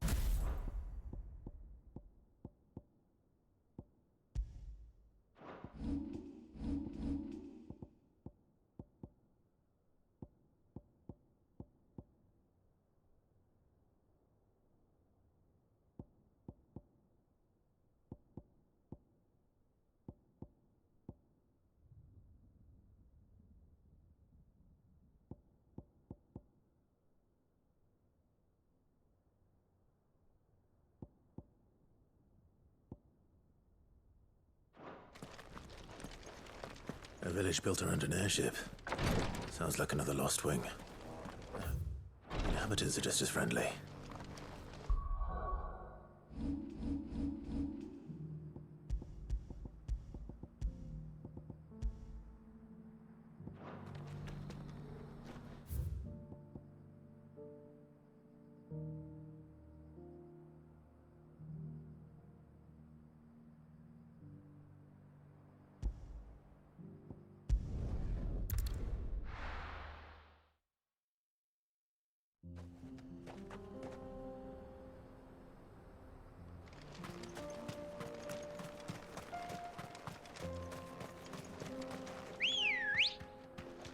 Ready, go?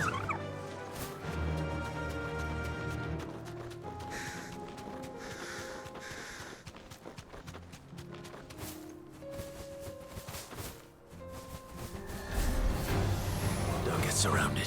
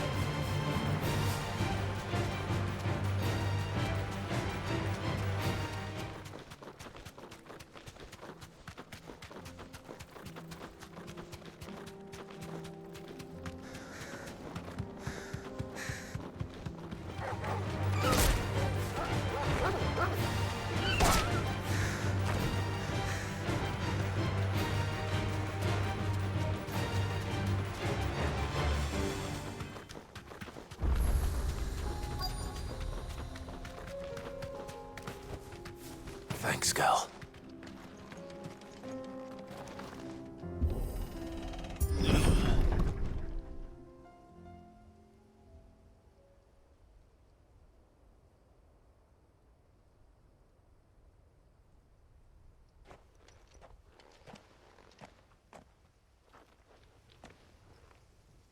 Oh no.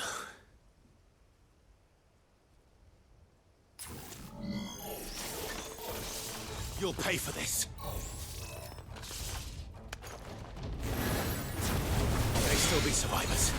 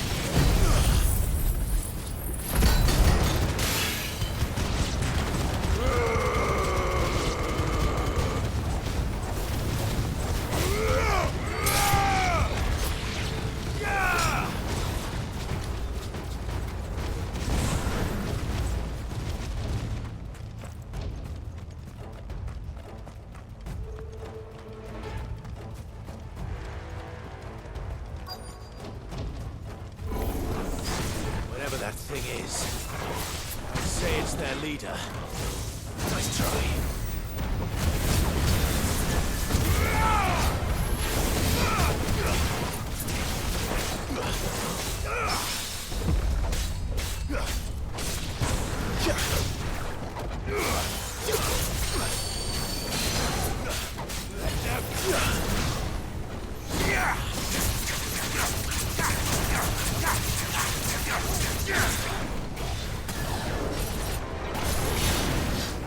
Slow. Nice try.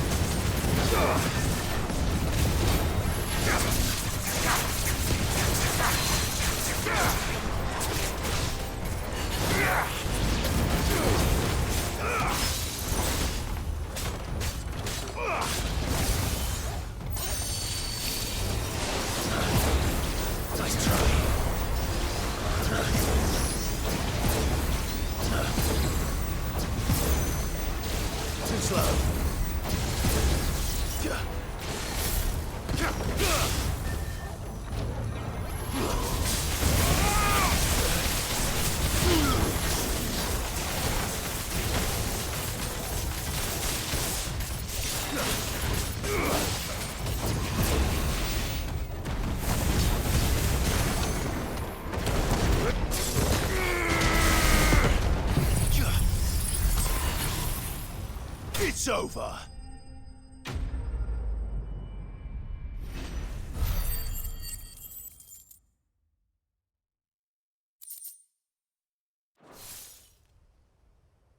Should have stayed in the past.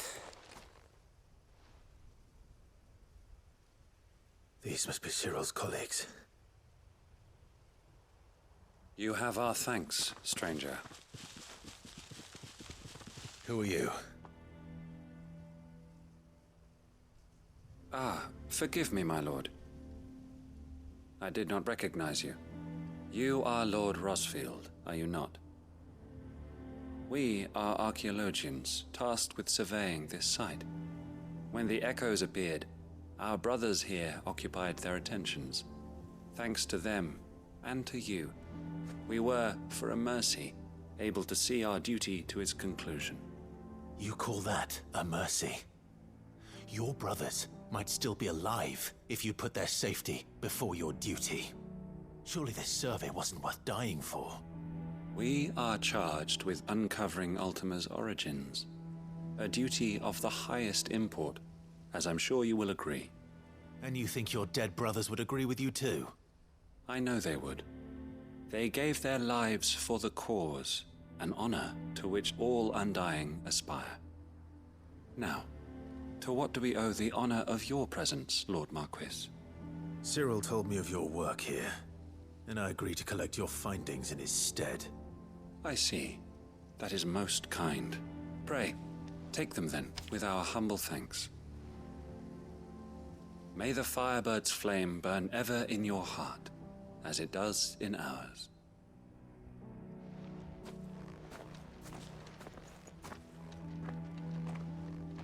It's one thing to lay down your life for another, but for a survey... I suppose I'd better get this back to Cyril.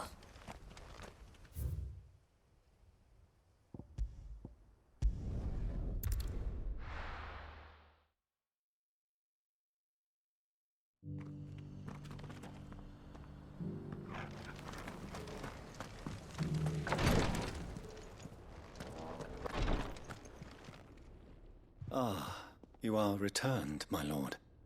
I collected your colleagues' preliminary findings. Here, take them.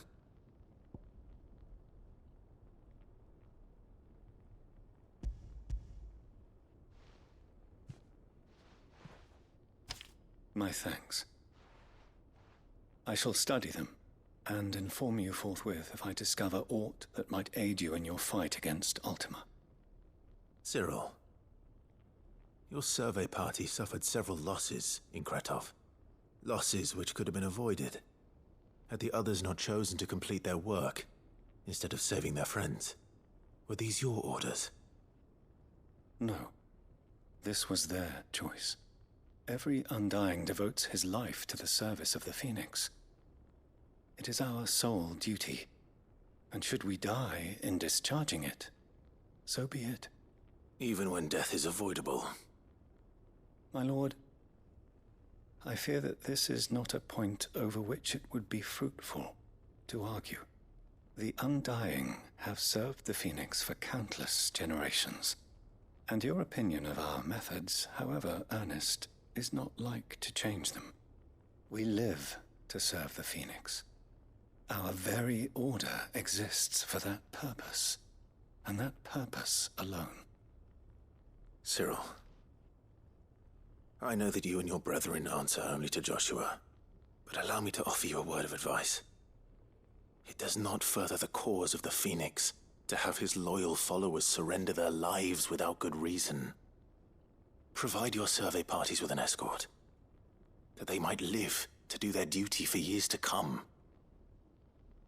Think not only of how you can serve the Phoenix, but how Joshua would want you to serve him. Please.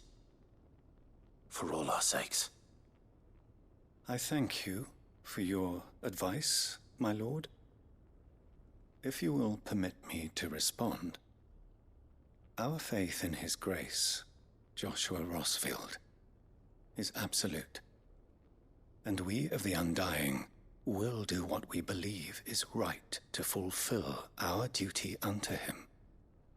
As first shield to the Phoenix, I am sure you understand what it means to do one's duty. I do. Then we are of the same mind. And it is my hope that we may continue to do our duty together.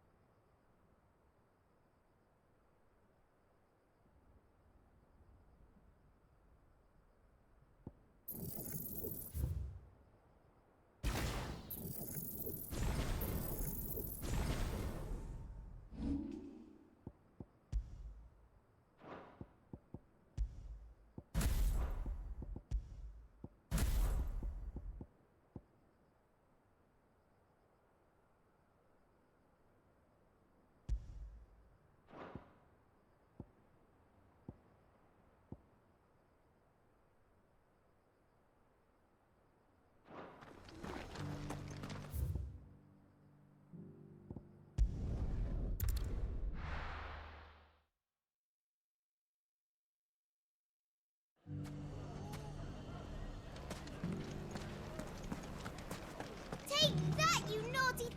Clive! To what do I owe the pleasure? I just wanted to see how the town's been faring since you brought everyone together. Since we brought everyone together, all is absolutely wonderful.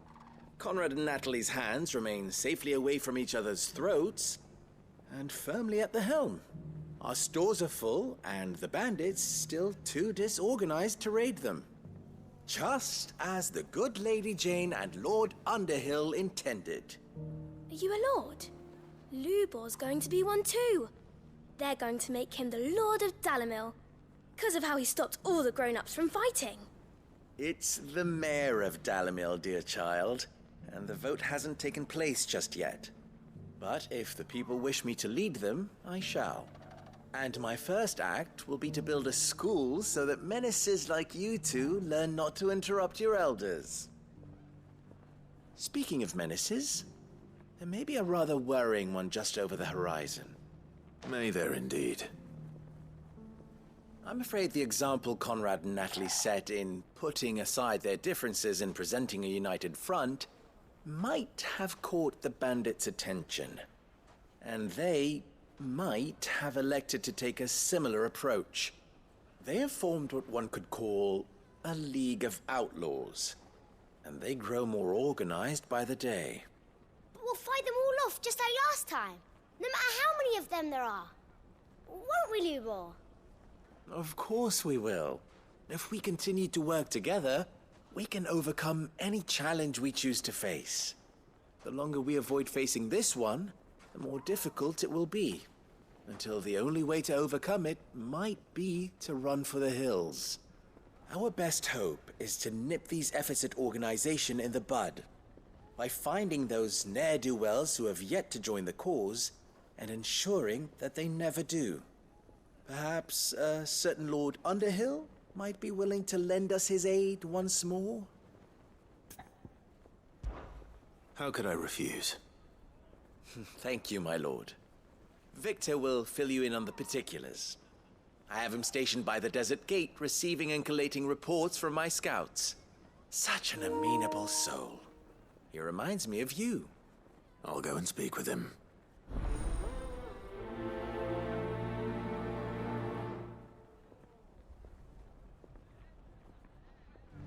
What's the difference between a lord? A League of Outlaws. Sounds like we have some competition.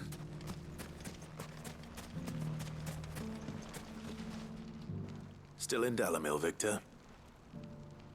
Ah, Sid. I thought you'd have returned to Cosnis by now. I did. Then I came back. I've developed something of a fondness for the place. And having worked so hard to see it saved from one fate, it would seem remiss to abandon it to another. A sentiment Master Lubor certainly isn't shy about exploiting. Hence my doing his bidding yet again. You're not the only one.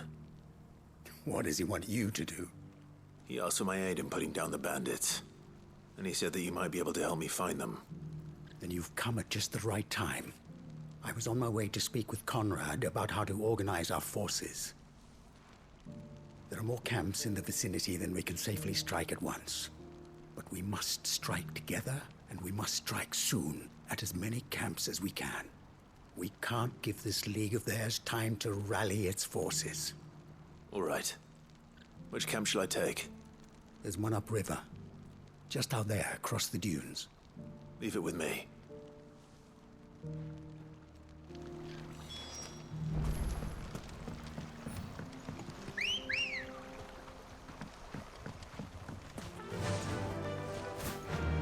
Those ne'er-do-wells.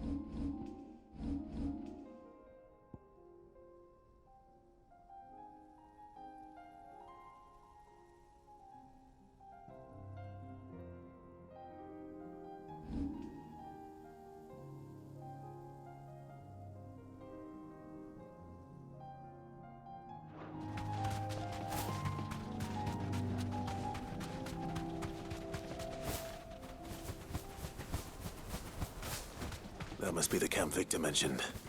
Come on then, Toggle.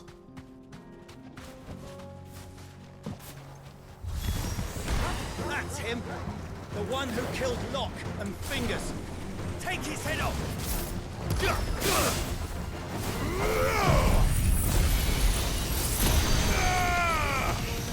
It's over! You lose!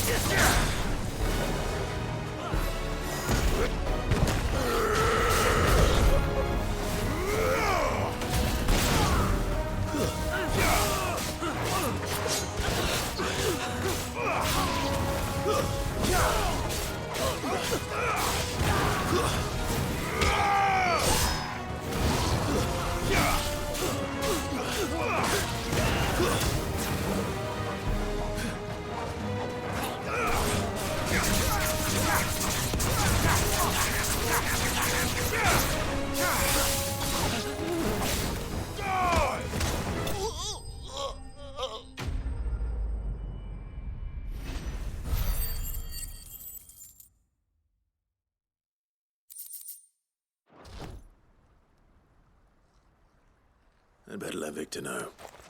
Sid, where are you? Ah, I see the bandits didn't pose you any trouble. No, but that's not why you're here, is it? No. Something's happened.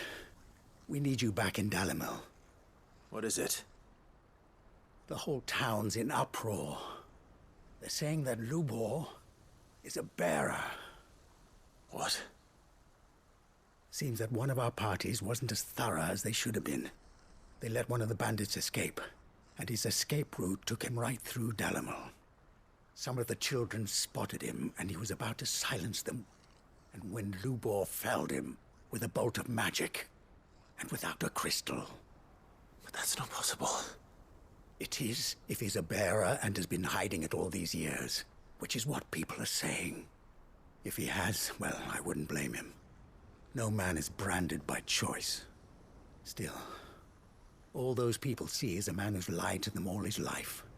One who was made a leader of himself when the world believed he should have been a slave. Fuck.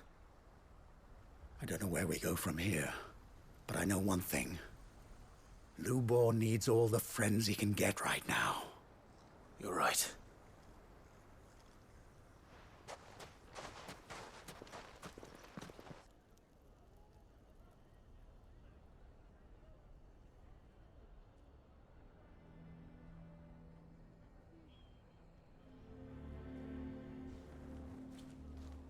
And now everyone knows. I made it a habit to keep a crystal close at hand for just such an occasion. And when that occasion arose, I forgot to reach for it. Well, it was bound to come out sooner or later. We're sorry, Lubor. We tried to keep running, but we just couldn't anymore.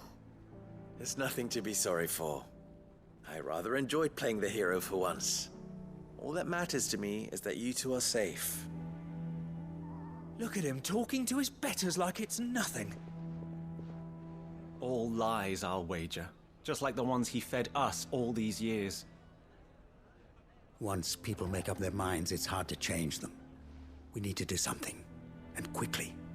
Convince the people not to let their prejudices blind them. Convince them that nothing has changed. That their enemy lies outside these walls, not within them. You're right. We should speak to everyone. I'm glad you agree. I'll handle the townsfolk. I'm a Dalmec born and bred. They listen to me. You head to the tavern. Make Conrad and Natalie remember who Lubor really is. They know that Lubor and I are friends. I might not make for the most impartial of interlocutors. Lord Underhill of Randalar's League of Merchants, however, is a trusted and impartial mediator of note. I'll do what I can.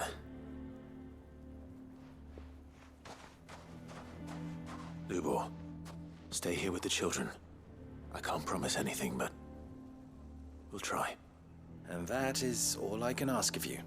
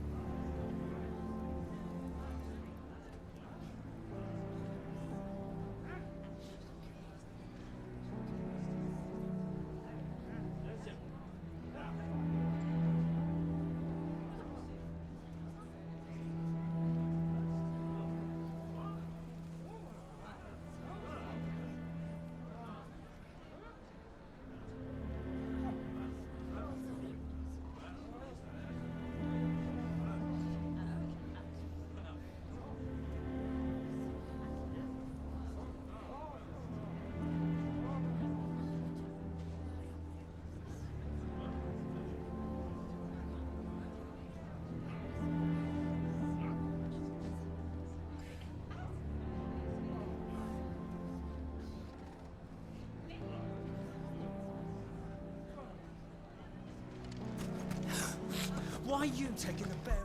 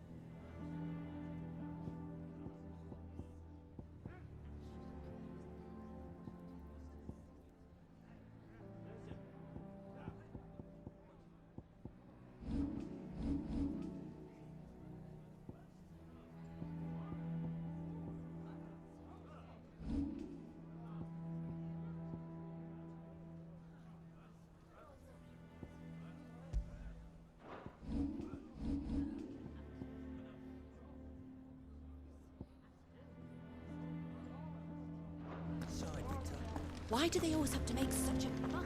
He knew all along that... Forgive me for disturbing you, but could I have a moment of your time? I've seen your face before. As have I. Lord Underhill, wasn't it? Of the League of Merchants. That's right. I wanted to speak to you about Lubor. The rumors that he's a bearer. All true, I'm afraid. He'll never be mayor now. Not if I have anything to do with it. But what of his wares? Bearer or no, his steel is highly valued throughout the Republic. In this, at least, he's done the town a service. Might that not earn him a little leniency? Leniency? He pretended to be one of us when he was laughing behind our backs all the while. I'm sorry, my lord, but he lied to us. He lied to you. He cannot be trusted. So what do you propose? Will you drive him from his home? Close his forge? Perhaps.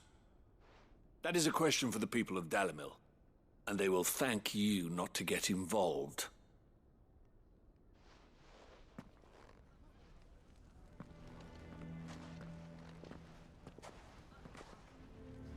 The townsfolk have made their minds up. There was nothing I could do. Nor I.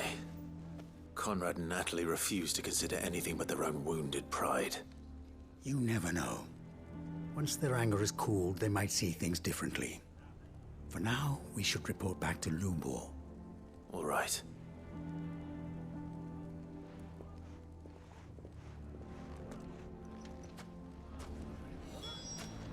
Why the hell would Victor take the bearer's side? I assume the situation is hopeless? There's still hope. But...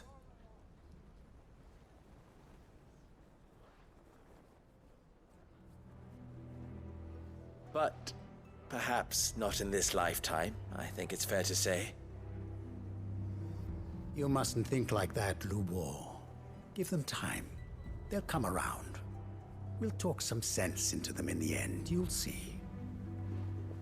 No, you won't. And your efforts would be better spent elsewhere. But Lubor... Rosina would often tell me that steel does not lie, that a blade is a reflection of the smith who forged it. To yourself be true, that was her point. Rather an ironic one when you consider that her life was taken with a blade of her own making. But I do not doubt that she was always true to herself and what she believed in, right to the end. And so must I be. I must do what I know to be right, no matter what others might think of me. And now, I know what that is. I must embrace my new role of villain so that the people of Dalimil have something to unite against. For only united can they hope to stand against the threat that awaits them. I'll need to make a suitably dramatic exit, of course. Don't go, Lubor. You're the only one who was ever kind to us. We'll be all alone. Again. Trust me, little ones. It is for the best that I go. Not only for the town, but for you, too. How could it possibly be for the best? These children need you. The least you can do is give the townspeople a chance to change their minds. I would not take it, Victor. It's over. Over, you say? And so just like that, you're going to throw this town and these children to the wolves? I thought you were better than this. But it seems you had me fooled as well. Victor. Forget it. Do what you will. You sure you're making the right choice, Lubor? Of those available to me, I believe it's the best one. Yes. Ah, but where are my manners? Here, your reward for clearing out that bandit camp. Right then, I have packing to do. If there's anything I can do, anything, I'll bear it in mind. Thank you.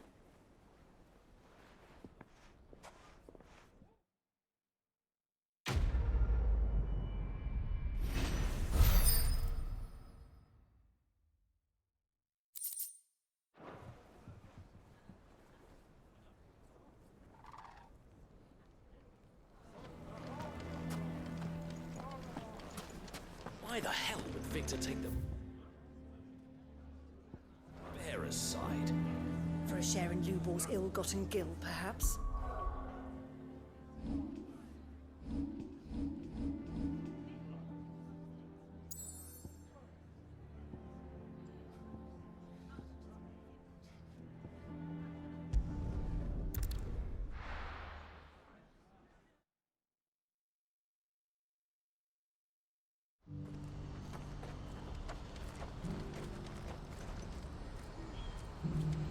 What's happened?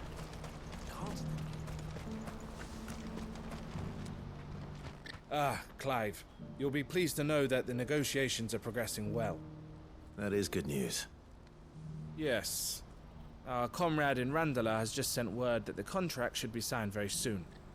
But I still have much and more to prepare. It's a huge undertaking moving this many bearers at once.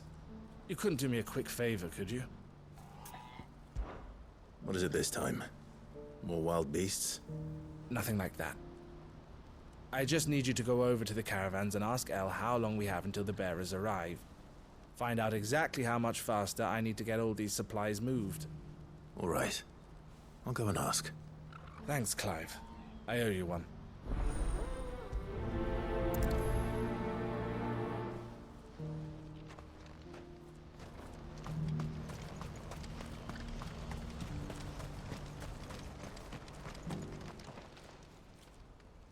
Don't blame yourself, El. This is their fault, not yours. I know, but... No buts about it, all right?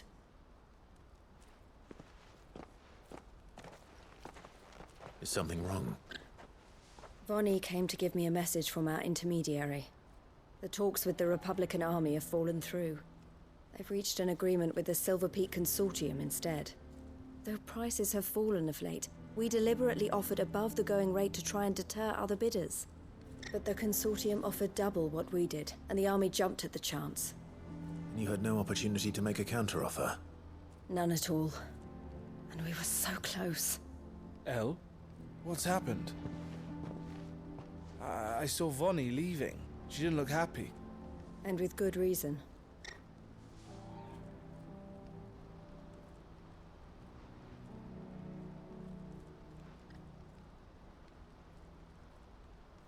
But I thought we were the only ones the Fist were speaking to about the bearers. How did the Consortium even find out about this? It's not so surprising. They have ears all over the Republic. This isn't over.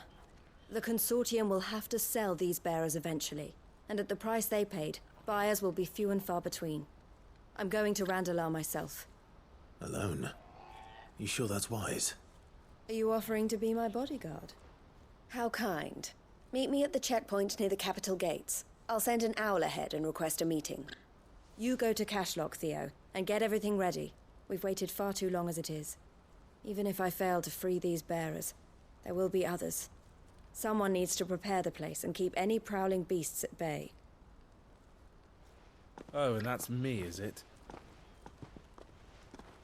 Well, it looks like I'm following orders till she gets back from meeting the Silver Peak Consortium, who've been doing their best to undermine our scheme.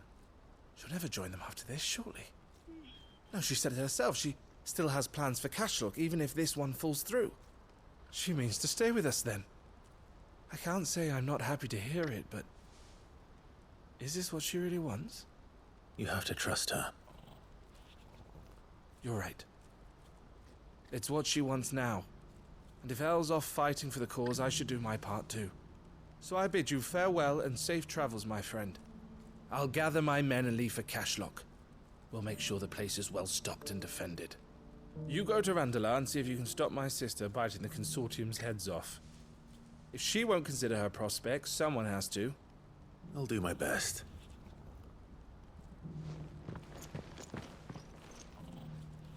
All right. To Randalar, then. I'd better not keep Eloise waiting. What are you looking for? A fine choice. May Gilbert smile upon you.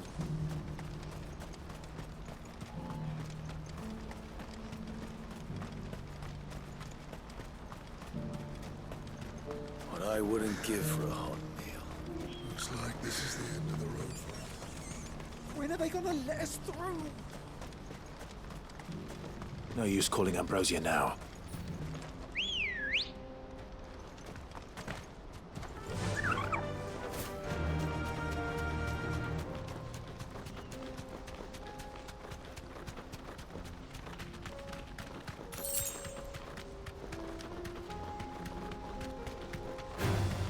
All right.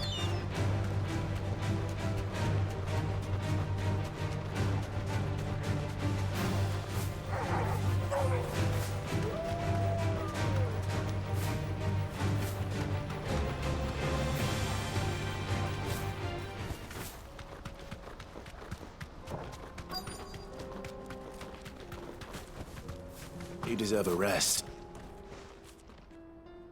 I hope I didn't keep you waiting. Did you arrange to speak with the consortium? Here they are now. You wish to consult with me? I did. It's about the bearers you recently purchased from the Fist. We had all but finished making arrangements to buy them ourselves, and then you stepped into the fray. You misunderstand. The consortium had an interest in purchasing them from the very first. It was only our regard for you that kept us from bidding. But your hesitancy in accepting our offer to you suggested that the regard was not mutual. And so we resumed our business. I did not hesitate. I am simply not inclined to make such decisions without first giving them due consideration. But what is done is done. Come then.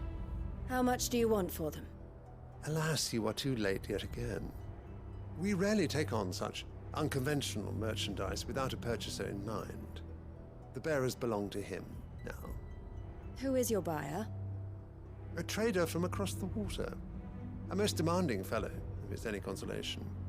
He insisted the bearers be fed, dressed, even given their own bunks for the voyage over. That's what you get when you deal with continental types. I wouldn't know. Oh yes, the culture on the continent is quite different to ours. They pay good money for bearers not fit for the knacker's yard, and treat them like kings. But as long as they pay... That does sound unusual. No matter then. If they've already left our shores, there's little that can be done. Allow me to withdraw my interest. And with it, my interest in joining your organization. My associates will be sorry to hear that.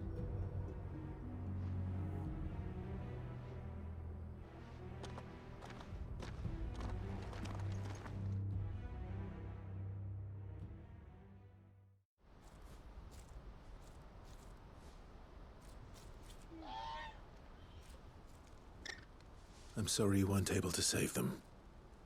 As am I. But I only have myself to blame. He was right, you see. The Silver Peak Consortium did intend to buy those bearers before I did. Their representative hinted at a possible purchase when he came to recruit me. I feigned interest in joining them in the hope he might be encouraged to tell me more. And he did just that. As soon as he left, I sent my own offer to Randalar. So you never... No. I entertained the Consortium's proposal solely so I could learn more about those bearers. But I was a fool to think they wouldn't find out. I knew exactly who I was dealing with. You tried. I did. And if what he said was true, the bearers are to be well treated. Which is something, at least. But they deserved more. I wanted so badly to see them freed. Eloise! Eloise! Word from Cashlock. The village is under attack.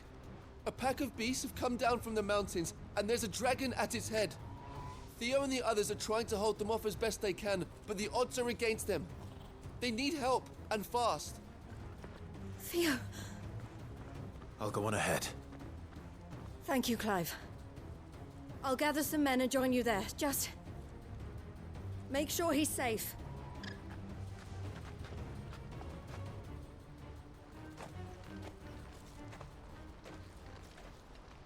Hold on, Theo.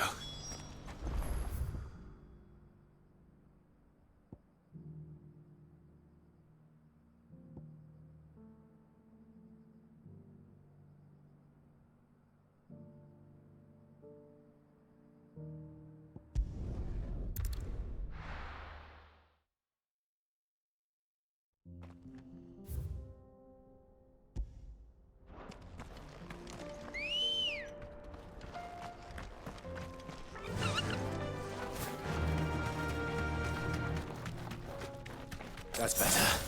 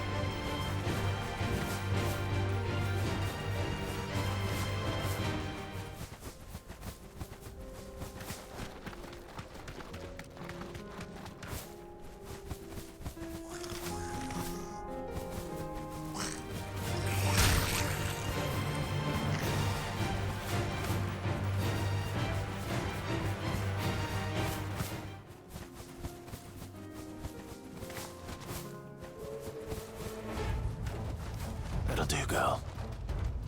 What's the situation?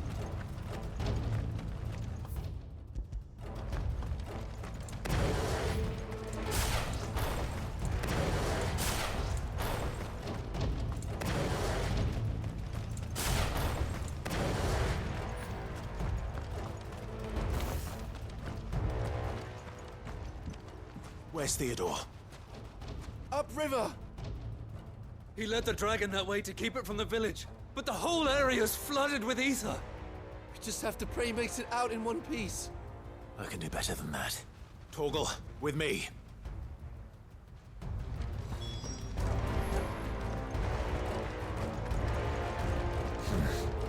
Not here.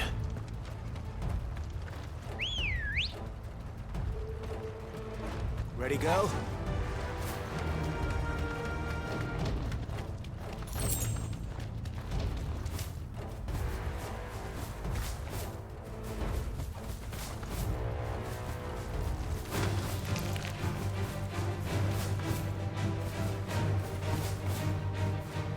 Where are you, Theo?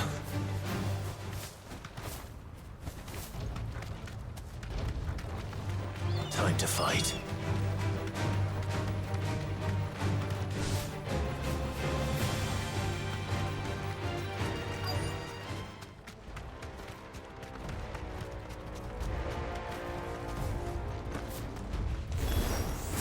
Damn it. The ether's too thick. These creatures have already turned.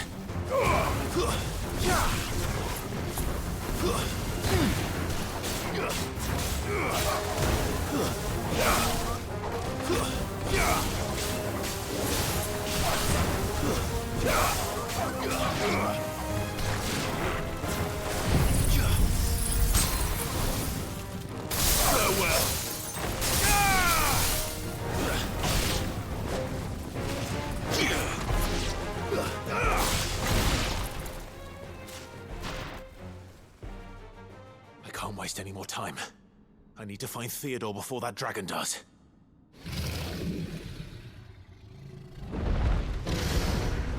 Looks like it's found me. This thing's turned as well.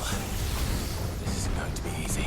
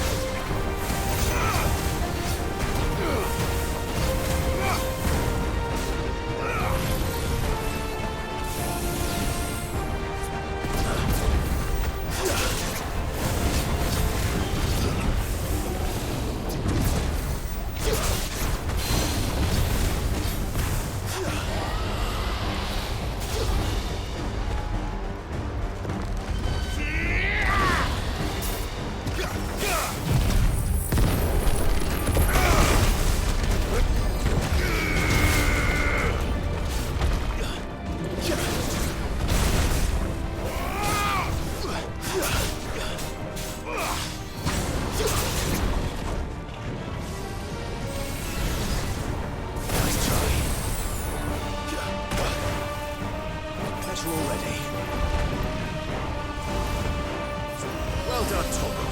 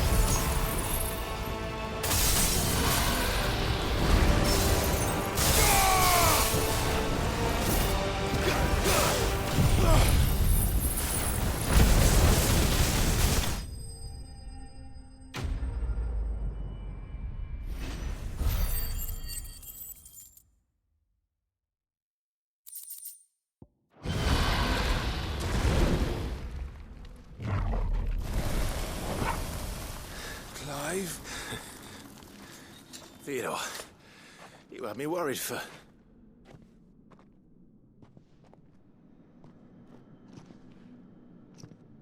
We have to get you out of here.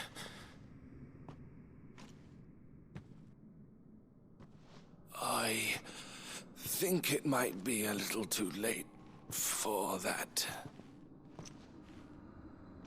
Bearer or no, there's only so much ether a man can take, and that Drake just wouldn't let me leave. You have my thanks, Sid, for finishing what I could not. For keeping Elle's dream. Theodore!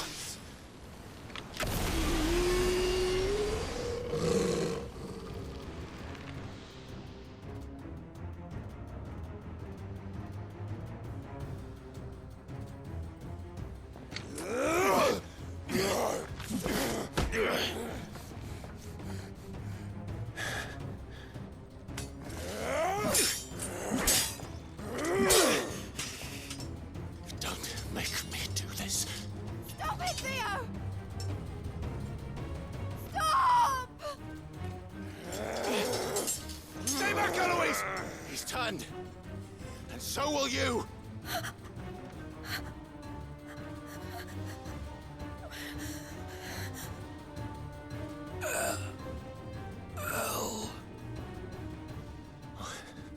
Theodore.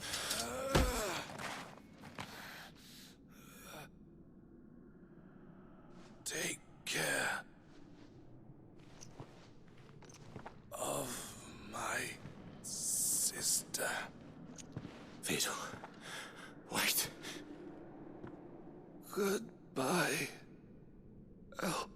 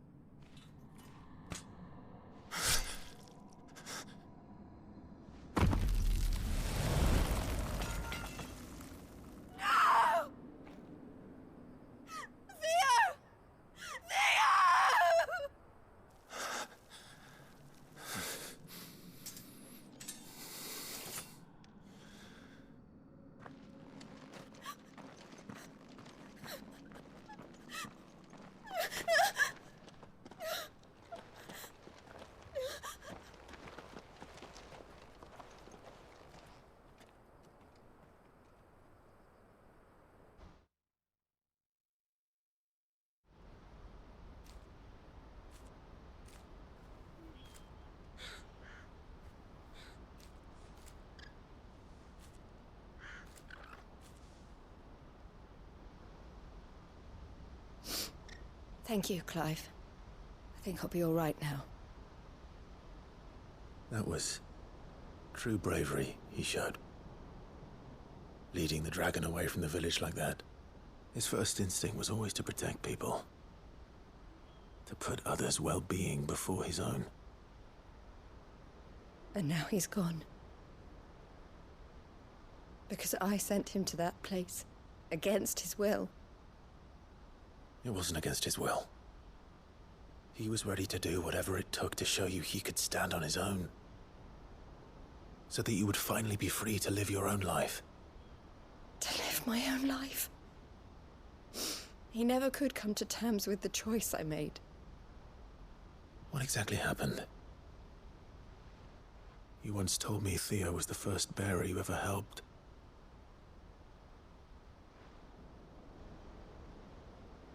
We grew up in Canva. We were born to one of the great trading houses. And I was chosen to inherit the family business. I had my father's head for figures, you see. Theo did not. While I studied the art of commerce, he played at soldiers instead. A late bloomer, in more ways than one. For unlike most bearers, it wasn't until his 15th summer that his powers awakened. My parents tried to drive him out of the house and into the care of the constables. But before they could, I took him into mine. Theo told me something else. He clearly admired your devotion to the cause of freeing others like him from slavery. But he said you deserved a better life than this. He wanted to free you from what he called your bonds, just as you freed him from his. I would be lying if I said I had not wondered from time to time how much easier my life might have been if I had allowed Theo to be taken and devoted myself to the family business instead.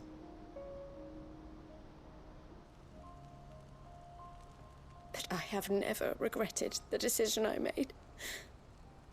Being with my brother meant more to me than tradition or reputation. I only had to look at him to remind myself of that night and the choice I made and the fact that I would make the same choice again in a heartbeat.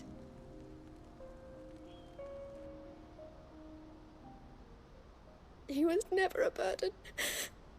How could he even think that? If anything, I was the one who weighed him down. You weren't, Eloise. He said it himself, that he had always been grateful to you for saving him, and that he wanted to repay you by letting you live the life you were denied. Neither you nor Theo weighed each other down. You loved one another. You did whatever was necessary to continue living your lives together, and you always would have. You're right. All I ever wanted, all I ever did, it was so we could be together. Oh, Theo, why did you have to...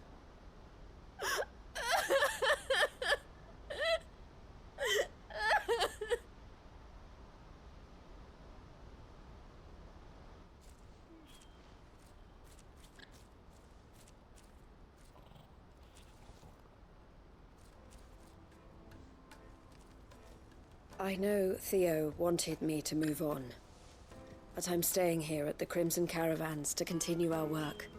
We can make a difference here. We can help people, save them. I need nothing more from life than that. So I'll carry on doing what we do, ensuring that goods, people, bearers get where they need to be, bringing smiles to people's faces, just like we always have, and to Theo's, wherever he is. This is the life I have chosen, the life I will always choose. I've made a choice of my own, to continue helping you however I can, whenever you need it. Thank you, Clive. Let's go on together then, for Theodore.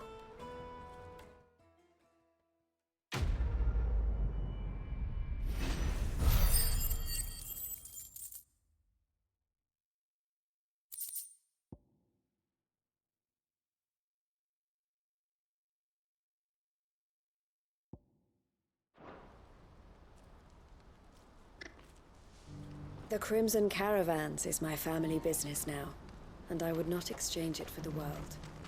I brought Theo here to be safe, and I have never looked back since.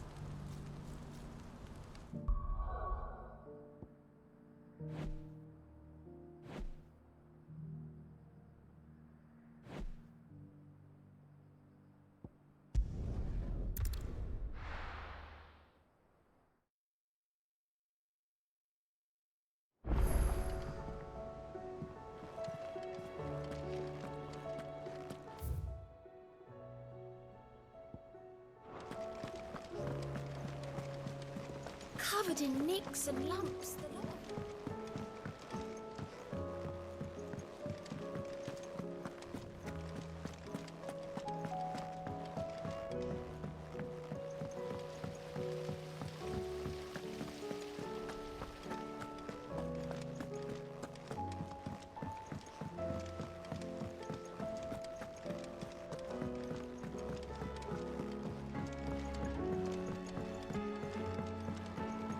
With Canva in the hands of Akashic.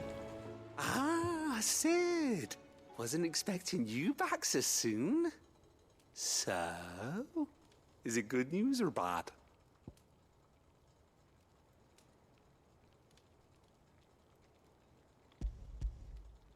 Good, thankfully. Here. That's brilliant! Thanks a blimmin' million! I'll fit 'em to the smelter right away!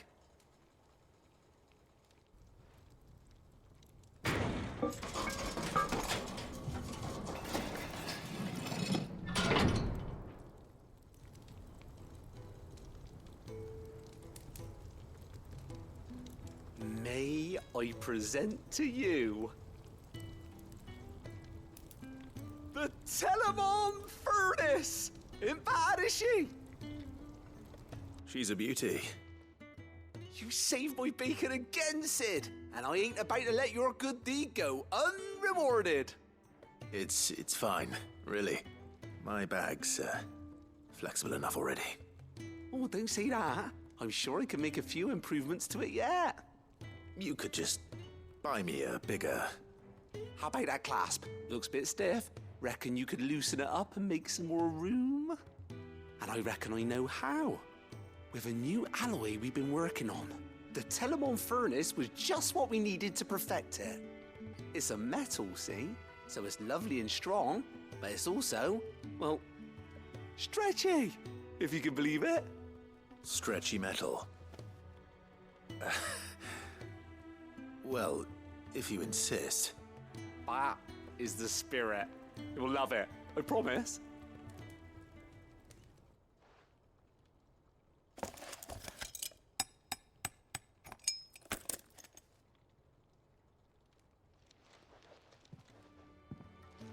So, what do you reckon?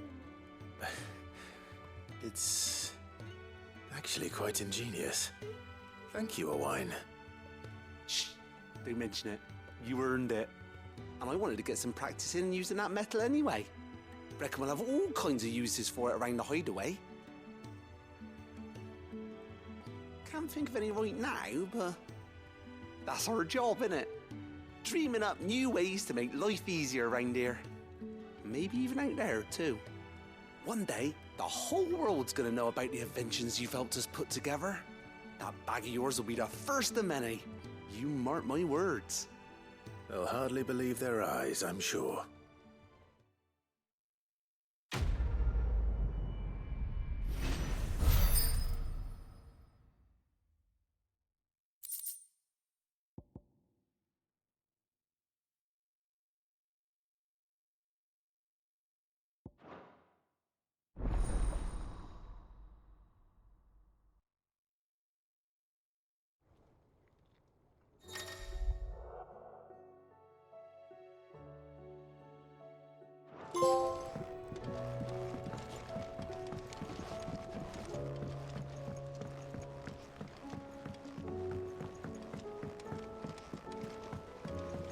Miss, can we read Miss Editor's story for a lesson? Canva lost?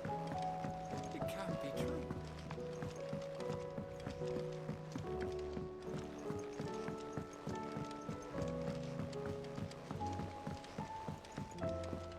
Have you tried Molly's lemon tarts? I've never had.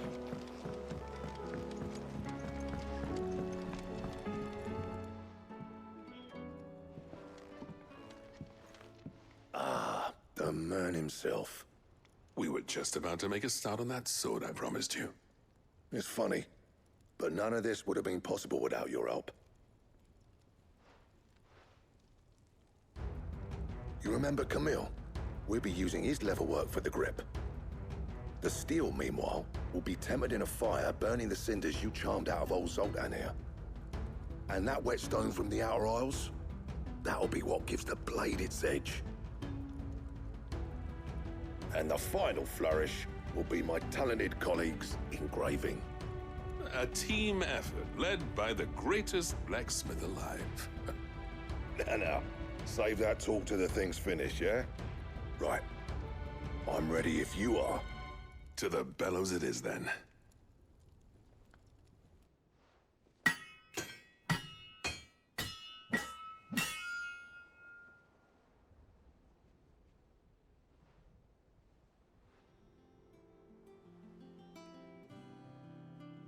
Well, bugger me. We actually did it.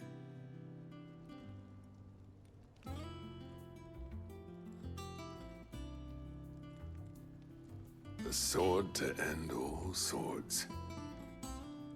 Ragnarok. It's quite something.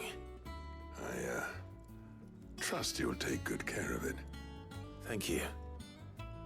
Both of you. So, does this make you pair the greatest craftsman alive, then? This? Nah. This was just following the footsteps of the greats of old. It'll take more than that to earn us our place in history. But we're up for the challenge. Here. A list of materials. Zoltan and I got talking on the long road back from Dravost. We reckon with those items there, we could craft something even better than the Ragnarok. Something worthy of a legendary outlaw like yourself.